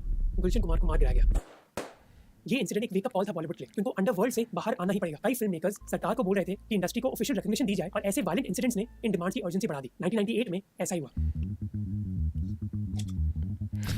शरीफ हो गए फिर से। 1998 में फिल्म इंडस्ट्री को इंडस्ट्री स्टेटस मिला और एक कॉर्पोरेट टेकओवर स्टार्ट हुआ। इस रिकॉग्निशन की वजह से इंडियन फिल्म इंडस्ट्री अंडरवर्ल्ड से तो बची ही इसके साथ ही साथ इन्वेस्टमेंट्स भी इंक्रीज हुई इस इंडस्ट्री में। इसकी वजह से Walt Disney, Sony Pictures Entertainment, Viacom 18 और फॉक्स स्टूडियोज ने इंडियन फिल्म्स में इन्वेस्ट करना स्टार्ट कर दिया। अब ऐसा नहीं था कि ये स्टूडियोज इंडिया में पहले मौजूद नहीं थे। वो मौजूद थे पर वो कुछ हॉलीवुड मूवीज इंडियन ऑडियंस को दिखा पाते पर वो भी जानते थे कि अच्छा प्रॉफिट तभी बनेगा जब वो बॉलीवुड मूवीज में डायरेक्टली इन्वेस्ट कर पाएंगे और ऐसा ही हुआ। जैसे 2007 में सोनी पिक्चर्स एंटरटेनमेंट पहला हॉलीवुड स्टूडियो बना जिसने इंडिया में एक फिल्म को प्रोड्यूस करी। चाहे संजय लीला भंसाली हो या फिर अक्षय कुमार, फिल्म स्टूडियोज अब इन मूवीज में अच्छा खासा पैसा इन्वेस्ट करने लग गए। ये फिल्म इंडस्ट्री और इंडियन एक्टर्स के लिए एक टर्निंग पॉइंट था। प्रोड्यूसर रतन जैन ने कहा कि 2005 के पहले उन्होंने कभी भी किसी एक्टर को 2.5 करोड़ से ज्यादा नहीं दिए, चाहे एक्टर शाहरुख खान हो, आमिर खान या अक्षय कुमार। पर कॉर्पोरेट्स के आने के बाद ये सेम दाम 20, 25, 50 और 100 करोड़ तक बढ़ गया। धीरे धीरे कई इंडियन कंपनीज भी जैसे इरोस इंटरनेशनल और यश राज फिल्म्स ने भी एक स्टूडियो मॉडल डेवलप किया जिसे वो खुद एक फिल्म प्रोड्यूस, डिस्ट्रीब्यूट और प्रमोट करें। वाईआरएफ जैसे कई प्रोडक्शन हाउसेस जरूर थे पर वो एक्सटर्नल डिस्ट्रीब्यूटर्स पर निर्भर करते थे अपनी फिल्म को डिस्ट्रीब्यूट और प्रमोट करने के लिए। पर दिलवाले दुल्हनिया ले जाएंगे की सक्सेस के बाद वाईआरएफ फाइनेंशियली स्टेबल हो पाया जिसकी वजह से वो पोस्ट प्रोडक्शन एक्टिविटीज जैसे एडिटिंग, डिस्ट्रीब्यूटिंग और प्रमोशन भी खुद करने लगा। पर ये सारी स्टूडियोज टॉप स्टार्स पर निर्भर थे अपनी मूवीज की सक्सेस के लिए, चाहे राजेश खन्ना की दाग हो या फिर शाहरुख खान की पठान। ऐसे प्रोडक्शन हाउसेस ने कई स्मॉल बजट मूवी जरूर करी पर वो इतनी प्रॉफिटेबल नहीं थी उनके लिए। तो जो मेल एक्टर्स की इंपॉर्टेंस थी वो हमारी मूवी इंडस्ट्री में बढ़ती ही गई और इन एक्टर्स को लगा कि अगर हम इतने इंपॉर्टेंट है क्यों ना हम और पैसा कमाएं। और ऐसा ही हुआ। इन एक्टर्स ने अपनी अपफ्रंट फीस कम कर दी और प्रॉफिट शेयरिंग की मांग करी। जैसे रावण को इरोस के साथ शाहरुख खान ने को प्रोड्यूस किया, अक्षय कुमार की ओएमजी को वाईकॉम 18 और अक्षय कुमार ने को प्रोड्यूस किया। पर ये कोई नई चीज नहीं थी, अमिताभ बच्चन भी 1980s में कर रहे थे। संजय भंडारी जो एक बैंक लोन कंसल्टेंट है फिल्म इंडस्ट्री के, उन्होंने कहा कि टॉप आर्टिस्ट को पता चला कि मार्केट तो उनके लिए ही बनी हुई है, उनके पोस्टर्स की वजह से ही लोग मूवी देखने आ रहे हैं, तो क्यों ना हम और पैसे कमाएं। पर इसकी वजह से फिल्म प्रोड्यूसर्स को एक दिक्कत झेलनी पड़ी कि वो मल्टीपल बड़े एक्टर्स को एक फिल्म में कास्ट नहीं कर सकते थे। ट्रेड एनालिस्ट कमल नेता ने कहा कि आप प्रॉफिट्स एक एक्टर के साथ ही शेयर कर सकते हो, अगर आप सभी एक्टर्स के साथ शेयर करने लग गए तो प्रोड्यूसर के पास कहां से पैसा बचेगा। फिल्म क्रिटिक राजा सेन ने कहा कि एक एक्टर की इंपॉर्टेंस हमें देखने को मिली आमिर खान की गजनी मूवी में। उन्होंने कहा कि गजनी मूवी ने दिखाया कि एक मूवी की मार्केटिंग बस एक स्टार के अराउंड हो सकती है। इस चीज को फिर आगे लेके गए सलमान खान जिन्होंने अपनी पर्सनालिटी के ऊपर एक बड़ा यूनिवर्स ही बना दिया। ये स्टार्ट हुआ 2009 में वांटेड के साथ, फिर कंटिन्यू रहा दबंग, दबंग 2, रेडी, बॉडीगार्ड, जय हो, एक था टाइगर और किक के साथ। जहां स्टोरी नहीं बल्कि सलमान खान की पर्सनालिटी इंपॉर्टेंट थी। हर मूवी में ऐसे सीन्स डाले गए जो उनके फैंस को खुश कर रहे थे। इसलिए प्रोड्यूसर रतन जैन कहते हैं कि इंडियन ऑडियंस एक स्टार के बिना फिल्म नहीं देखना चाहती। बहुत कम ही film. But how are you gonna make a good film while doing all of this? जो अपनी मेरिट पर चल जाती है, इसलिए स्टार सिस्टम तो उधर रहेगा। पर अगर स्टार्स अनरीजनेबल हो गए तो प्रोड्यूसर को तो अपना घर बेचना पड़ेगा और ऐसी प्रॉब्लम हमें देखने को मिल रही है। लाल सिंह चड्ढा, मेरी मम्मी कहती थी कि जिंदगी गोलगप्पे जैसी होती है, पेट भले पच जावे मन नहीं पता। बच्चन पांडे, विक्रम वेदा। इन मूवीज के एग्जांपल से प्रोड्यूसर्स को रियलाइज हुआ है कि एक स्टार किसी भी फिल्म की सक्सेस को गारंटी नहीं कर सकता। इसलिए कई प्रोड्यूसर्स बहुत कंफ्यूज है क्योंकि वो देख रहे हैं कि फिल्म सक्सेसफुल तभी हो रही है जब एक बड़ा स्टार हो, और अगर फिल्म फ्लॉप हो जाती है तो बहुत बुरी तरह से फ्लॉप हो जाती है। पर अगर फिल्म फ्लॉप हो गई तो उनका इतना पैसा डूब जाता है क्योंकि वो एक्टर को अपफ्रंट फीस दे रहे हैं। और ये समस्या बस बॉलीवुड में नहीं है, अल्लू अर्जुन, रामचरण और महेश बाबू भी हाई अपफ्रंट फीस चार्ज करते हैं। ये अमाउंट इतना बड़ा है कि पिछले साल कई तेलुगु फिल्म प्रोड्यूसर्स ने फिल्म प्रोडक्शन रोक दी थी इस फीस को नेगोशिएट करने के लिए। आज भी उस इंडस्ट्री में कई प्रोड्यूसर्स प्राइवेट फाइनेंसियर से पैसा उधारी पर लेते हैं अपनी फिल्म बनाने के लिए। ये इंटरेस्ट रेट हर महीने का 3% तक हो सकता है और कई प्रोड्यूसर्स मानते हैं कि हाई अपफ्रंट फीस और हाई इंटरेस्ट की वजह से क्रिएटिविटी हमारी इंडस्ट्री में इतनी बड़ी प्रायोरिटी नहीं रहती। खैर it will be creativity, it would be very rare कि creativity priority हो, क्योंकि जब भी कोई लोग इतने सारे करोड़ों रुपए लगा रहे हैं ना, तो they want some sort of proof of concept। और proof of concept से क्या होता है, it's like कि अच्छा तू ये करने आया, okay I have a lot of money, I can give you the money, but what's your proof of concept, you गोटा show me would it even work और नॉट, क्योंकि मैं तो इतना सारा पैसा स्पेंड कर रहा हूँ ना, and the other person needs a proof of concept, which means the idea in itself is not gonna be that creative, because you already have a proof of concept, you already have so many चीज़ें जो इस तरीके से चलती हैं, है ना, तुमको दिखाना है कि हम तुम्हारा पैसा ले रहे हैं लेकिन हम तुम्हारा पैसा वेस्ट नहीं करेंगे, उसके लिए you have to show a lot of things कि देखो ऐसी चीज़ें चलती हैं इसलिए हम ये चीज़ बना रहे हैं ताकि तुम्हारा पैसा वेस्ट ना हो, and how is that gonna be creative? Of course it's the other way around, right? Oh, I should play it as रुक जा, ठीक है। आमिर खान को 7 साल लगे इस रीमेक को बनाने के लिए, पर ये एक उदाहरण है कि बॉलीवुड में इनोवेशन की कितनी कमी है। 2000 और 2019 के बीच जो टॉप 50 सबसे ज्यादा सक्सेसफुल बॉलीवुड मूवीज थी उनमें से 33% रीमेक थी। ये रिसाइकिल करने का फॉर्मूला बॉलीवुड में कई सालों से चल रहा है। 2000 और 2019 के बीच I have no idea कैसे डल गए। उसने 100 करोड़ से ज्यादा कमाए, उनमें से 58 या तो रीमेक थी या फिर एक फ्रेंचाइज की थी या फिर दोनों। ऐसे गजनी हो, बॉडीगार्ड हो, रेड्डी हो, सिंघम हो, राउडी राठौर हो, सन ऑफ सरदार या फिर किक, ये सब रीमेक्स थी। रीसेंट प्रॉफिटेबल हिंदी मूवीज में से 40% साउथ इंडियन मूवीज की रीमेक थी। करण जौहर ने भी कहा कि हमारी इंडस्ट्री में लोग हर पॉपुलर तमिल और तेलुगु मूवी की रीमेक बनाने लगे, और जब तमिल तेलुगु मूवीज नहीं मिली हम इंटरनेशनल मूवीज को देखने लगे, अंधाधुन, बदला या फिर भारत। अब एक समय ये फॉर्मूला बहुत अच्छा चल रहा था, पर अब ये फॉर्मूला चल नहीं रहा, क्योंकि बाहुबली, केजीएफ और पुष्पा जैसी मूवीज को ऑडियंस बस साउथ इंडिया में ही नहीं बल्कि इंडिया के दूसरे हिस्सों में भी मिली है। ओटीटी प्लेटफॉर्म की वजह से इन मूवीज को दूसरी ऑडियंस पहले देख लेती है, तो फिर रीमेक्स बनाने की गुंजाइश ही कहां है? तेलुगु सुपरस्टार नानी की सुपरहिट फिल्म जर्सी को रीमेक किया था बॉलीवुड में, पर उन्होंने कहा कि जब ओरिजिनल मूवीज ओटीटी और यूट्यूब में है ही तो लोग रीमेक क्यों ही देखेंगे? ऐसी लैक ऑफ इनोवेशन हमें कश्मीर फाइल्स के बाद देखने को मिली। कश्मीर फाइल्स सक्सेसफुल हो गई तो कई प्रोड्यूसर्स ऐसी मूवीज बनाने लग गए जाके से हिंदू राजा के बारे में बात होती या फिर उनके इतिहास के बारे में, पर ये फॉर्मूला भी कोई गारंटी नहीं देता। लैक क्या आ रही है? मैं समझा नहीं क्या आ रही है। ऑफ क्रिएटिविटी है हमारी फिल्म इंडस्ट्री में बुरी राइटिंग की वजह से। Better stories make for better films. Better films make for better economies, and hence it becomes better for actors. Satish Nandi एक जाने माने प्रोड्यूसर, उन्होंने कहा कि बॉलीवुड में बस हाई एक्टर फी सबसे बड़ी प्रॉब्लम नहीं है, सबसे बड़ी प्रॉब्लम है स्क्रिप्ट्स की क्वालिटी। कई फैंस कंप्लेन करते हैं कि बॉलीवुड में हमें बस घिसी-पिटी स्क्रिप्ट्स क्यों देखने को मिलती है। कई वेल नोन डायरेक्टर से इसके बारे में एक सवाल पूछा गया था मुंबई फिल्म फेस्टिवल में 2014 में। विक्रमादित्य मोटवानी ने कहा कि इसके पीछे एक जड़ है कि राइटिंग से लोग पैसा कमा नहीं सकते, इसलिए अच्छे राइटर्स डायरेक्टर्स बन जाते हैं। अब इसकी वजह से कई प्रॉब्लम्स क्रिएट होती है। जब अच्छे राइटर्स डायरेक्टर्स बन रहे हैं तो फिर राइटिंग बस उनके लिए बचती है जो शायद इतने अच्छे राइटर्स नहीं है। इंडस्ट्री के राइटर्स पर बहुत प्रेशर है, उनको ना ज्यादा पैसा दिया जा रहा है और उनको कई स्क्रिप्ट लिखनी होती है। But at the same time you can also be a writer director, right? I mean फिर क्योंकि देख राइटिंग क्वालिटी तो डेफिनेटली अच्छी नहीं है, without a doubt that's true. एक टाइट डेडलाइन पर ऐसी सिचुएशन में वो एक घिसा-पिटा फॉर्मूला यूज करते रहते हैं। सिद्धार्थ रॉय कपूर जो यूटीवी मोशन पिक्चर्स के सीईओ हैं, उन्होंने कहा कि हमारी इंडस्ट्री में इंडियन कंज्यूमर्स के बारे में प्री प्रोडक्शन रिसर्च के लिए ज्यादा समय दिया ही नहीं जाता, जबकि हॉलीवुड में 20 से 25% of film budget pre production activities में किया जाता है। इसके अलावा इंडस्ट्री के मोस्ट डायरेक्टर्स ऐसी स्क्रिप्ट्स पर काम नहीं करना चाहते जिस पर उन्होंने Waiting for the day when Dhruv Rathi and Soch Mohak will have a beef over something. I'm waiting for the day they're in the same room because these two guys feel like the same person. Contribute नहीं किया। दुनिया की कई industries में directors को completed scripts मिलती है जो स्क्रीन राइटर्स लिखते हैं जिनके बारे में वो शायद जानते भी ना, पर ऐसा बॉलीवुड में नहीं होता। बॉलीवुड में डायरेक्टर्स स्क्रीन राइटर्स के साथ पहले दिन से ही स्क्रिप्ट लिखते हैं, पर इसकी वजह से राइटर्स को बस एक अच्छा आइडिया नहीं चाहिए बल्कि उनको पहचान भी चाहिए डायरेक्टर्स और प्रोड्यूसर्स के साथ। नवजोत गुलाटी जो स्क्रीन राइटर है, उन्होंने कहा कि स्क्रिप्ट की क्वालिटी इतनी मैटर नहीं करती है ऐसी सिचुएशन में, बल्कि ये मैटर करता है कि आपका कैसा कनेक्शन है डायरेक्टर और प्रोड्यूसर के साथ। इसकी वजह से कई टैलेंटेड राइटर्स की स्क्रिप्ट्स डायरेक्टर्स तक पहुंच नहीं पाती। इसके बारे में बॉलीवुड प्रोड्यूसर्स और डायरेक्टर्स जानते हैं। जैसे एक प्रोड्यूसर ने कहा कि एस्टैब्लिश्ड राइटर्स बस घिसी-पिटी स्टोरीज लिखते हैं, इसी वजह से प्रोडक्शन हाउसेस नई स्टोरीज और कंटेंट की तलाश में रहते हैं। पर क्या इस चीज के लिए प्रोड्यूसर्स और डायरेक्टर्स उन राइटर्स से मिल रहे हैं जो उनके सोशल सर्कल के बाहर है? स्क्रीन राइटर्स एसोसिएशन भी कितने समय से बॉलीवुड प्रोड्यूसर से बेहतर सैलरी की डिमांड कर रही है। कई बार राइटर्स को तो क्रेडिट भी नहीं दिया जाता अपनी मूवी के लिए। जैसे राइटर ज्योति कपूर को कुणाल कोहली के साथ कोर्ट में केस लड़ना पड़ा अपनी मूवी फिर से के लिए। ये प्रॉब्लम इतनी बड़ी है कि dispute settlement committee of screen writers association in Mumbai हर साल ऐसे 150 केसेस पर डिस्प्यूट सेटल करती है। अब अच्छे लोग ऐसे प्रोफेशन में क्यों घुसना चाहेंगे जब उनको पैसा नहीं मिलता और क्रेडिट के लिए भी लड़ाई लड़नी पड़ती है, इसलिए वो डायरेक्टर बन जाते हैं। ऐसी हालत हम बुरे विजुअल्स के साथ भी देख सकते हैं। ये है अक्षय कुमार की राम सेतु, इसका बजट था 85 करोड़ पर वीएफएक्स था। At the same time it is much more difficult to be a director than it is to be a writer, right? And to be good at any of those things it's extremely difficult. मेरे भाई, I think old lifestyle vlogs were much better. This is really boring. I find those really boring, bro, यार. I think it's going to be very difficult to be a much better director than to be a much better writer, or especially with all this politics going on, जिसके बाद ये जिसके बाद ये कर रहा है, see you bro, take care.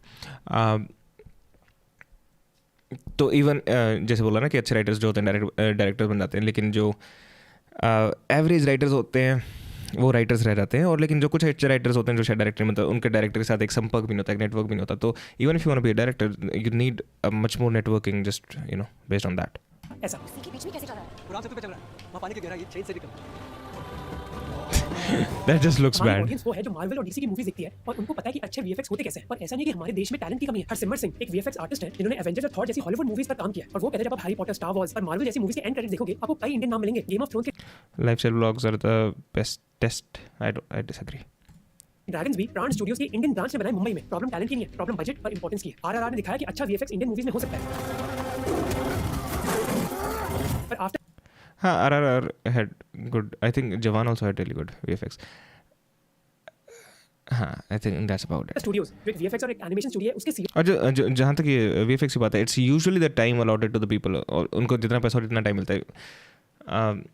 The VFX people are just as good India में जितने बाहर हैं, but In fact, oh, by the way, Zero had great VFX. उन्होंने कहा कि इंडियन डायरेक्टर्स और राइटर्स अपनी स्क्रिप्ट में बस एक्टर्स को खुश रखना चाहते हैं। वो ये भूल जाते हैं कि वीएफएक्स को भी आपको उतनी इंपॉर्टेंस देनी होगी। Malayalam super hero film Minnal Murali बस 20 करोड़ के बजट से बनी थी, पर उसके वीएफएक्स और कहानी को बहुत सराहना गया। डायरेक्टर जोया अख्तर ने भी कहा कि एक्टर्स और technicians At the same time, actors are much more important than VFX.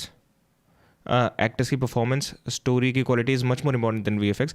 अगर ये सारी चीज़ें सही नहीं होती तो आज के टाइम पे भी इंडिपेंडेंट फिल्म्स वगैरह का वो नहीं होता जैसे है अभी तक.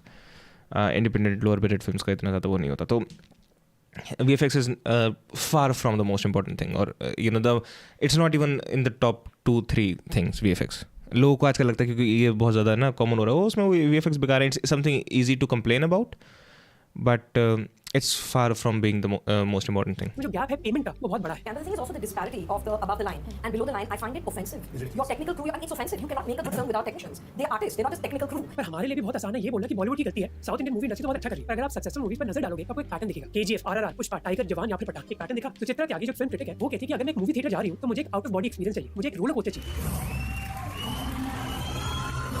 और यही शायद इंडियन ऑडियंस भी चाहती है. घर पर उनके पास एंटरटेनमेंट के कई ऑप्शंस हैं, इसलिए जब वो एक मूवी थिएटर जाते हैं उनको एक लार्जर देन लाइफ मूवी देखनी है. इसी वजह से ऐसी मूवीज अच्छा परफॉर्म कर रही हैं, जबकि डार्लिंग्स जैसी मूवीज जो लार्जर देन लाइफ नहीं है वो मूवी थिएटर्स पर नहीं बल्कि OTT प्लेटफॉर्म्स पर रिलीज हुई है. 12th फेल जैसी मूवीज ने बॉक्स ऑफिस में अच्छा परफॉर्म जरूर किया है, पर वो शायद कभी भी उस लेवल तक परफॉर्म नहीं कर पाएंगी जितना पठान, जवान या फिर गदर कर रही है, क्योंकि शायद इंडियन ऑडियंस मासी मूवीज ही देखना चाहती है. और उसमें कोई प्रॉब्लम नहीं है, तो ऑडियंस की प्रेफरेंस है. पर इस चीज के लिए हमें उन प्रोड्यूसर्स और डायरेक्टर्स पर दोष नहीं डालना चाहिए जो ऑडियंस की प्रेफरेंस को समझ रही है और उसी चीज को केटर कर रही है. वो जानते हैं कि अगर मूवी में स्टार पावर डाल दे तो ऑडियंस मूवी देखने आएगी. 2023 I feel horrible. मैंने 12th फेल नहीं देखी थिएटर में. I really wanted to, but I'm lazy. Shahrukh Khan ने दिखाया कि आज भी स्टार पावर मैटर करती है. पर होपफुली हमारे फिल्म मेकर उससे ये सीखना ले कि स्टार पावर ही काफी है एक हिट मूवी के लिए. अगर आपको बॉलीवुड पर ऐसी वीडियोस पसंद है तो आपको ये वीडियो जरूर स्ट्रांगली रेकमेंड करूंगा जो मैंने बनाया था बॉलीवुड की बी ग्रेड मूवीज के बारे में, जिसके बारे में आप शायद नहीं जानते हो. अगर ये वीडियो देखिए तो आप ये वीडियो भी देख सकते हो. या हमने बात करी थी कि बॉलीवुड का म्यूजिक बस 2-2.5 मिनट का क्यों होता है, तो ये वीडियो जरूर देखना. और अगर मेरे वीडियोस पसंद आए सब्सक्राइब जरूर कर लेना ताकि हम भी आगे बढ़ते रहें. बॉलीवुड का म्यूजिक 2-2.5 मिनट का होता है. I have no idea. But anyways I am gonna take a leave अभी. Not many interesting things left for me to discuss. If there's anything you guys have, let me know. Otherwise, I'll just beat these fucks and take a leave. ये game मुझे खेलनी नहीं आती by the way. Okay, if it's not obvious. Hi.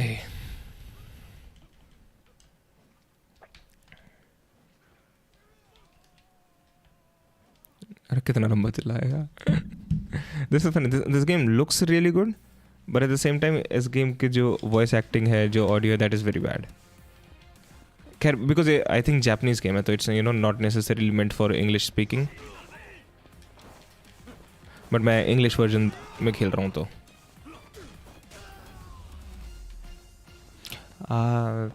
This reminds me of Sleeping Dogs जो होता है ना, zoom करके मरता है लास्ट वाला बंदा.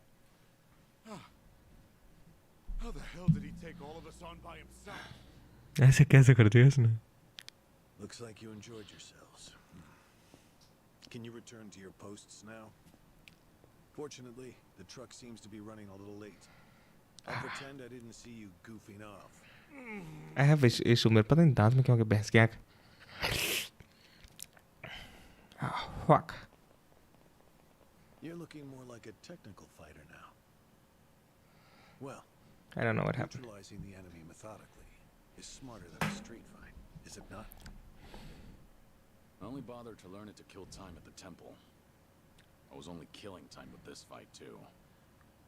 Same story for the rest of my life. I can't say I'll ever understand someone who lives to fight others. Then keep your nose out of it. I'll be careful in the future.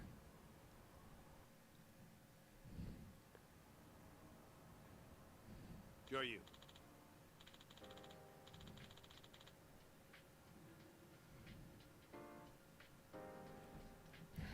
Alright, fuck it. क्या काम करते हो आप आजकल? यार आजकल मैं वही काम करता हूँ जो मैं पहले करता था.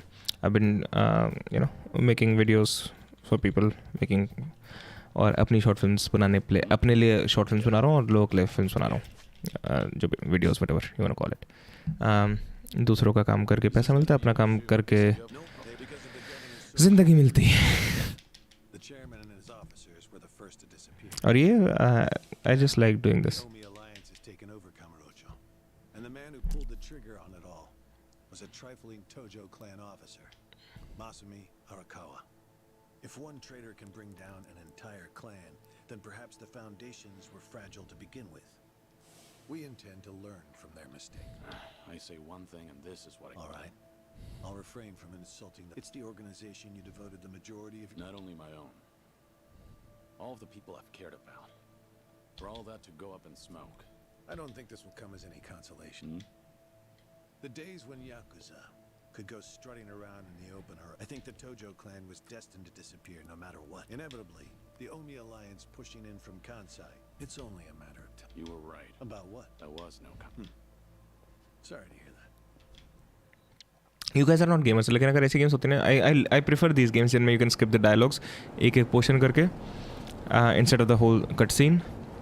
क्योंकि here's what happens when you अगर जैसे डायलॉग लिखा हुआ है सबटाइटल्स आ रहे हैं राइट उसमें यू कैन वो फर्स्ट हाफ तो बोल ही रहे हैं you can just read the second half quickly make sense of it and just skip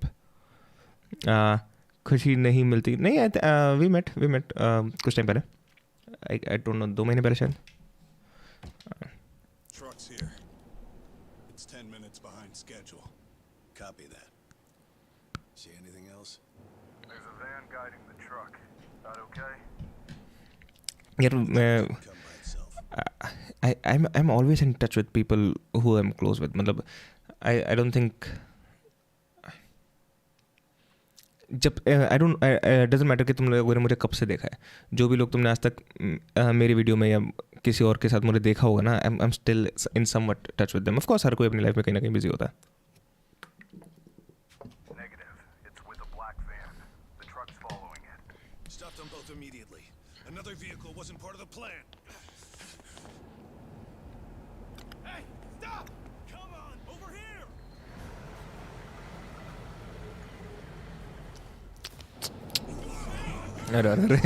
What the fuck were you thinking?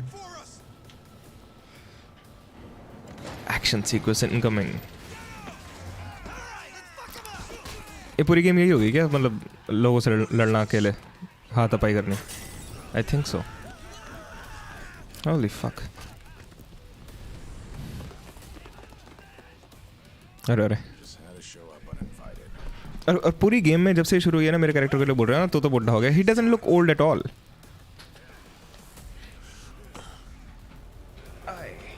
There you go. Oh, wait. अच्छा happiness.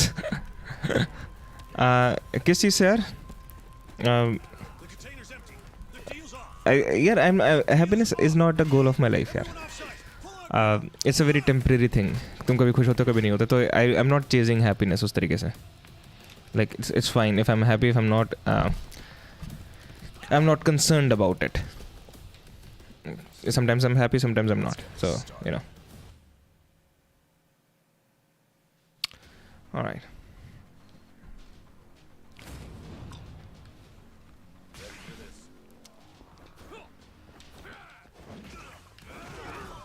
Ooh.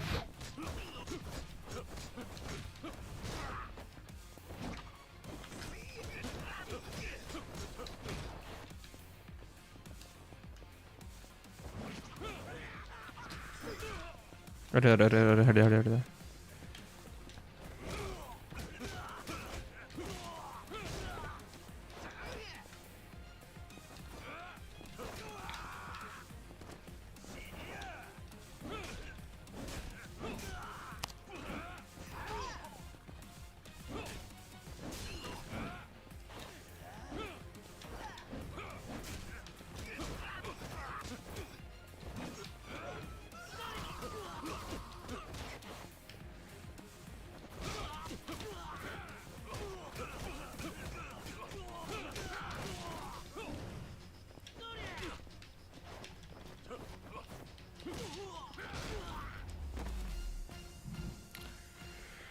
Whew.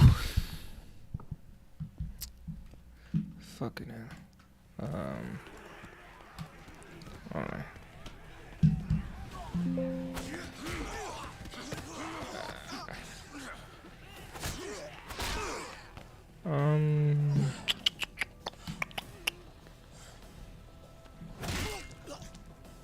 मेरा camera बहुत ज़्यादा lag कर रहा है. I have no idea why. Oh fuck. You're done. Aniki, we got Hanawa.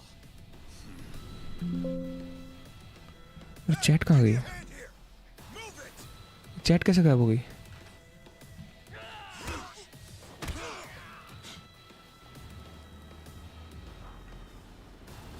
The fuck?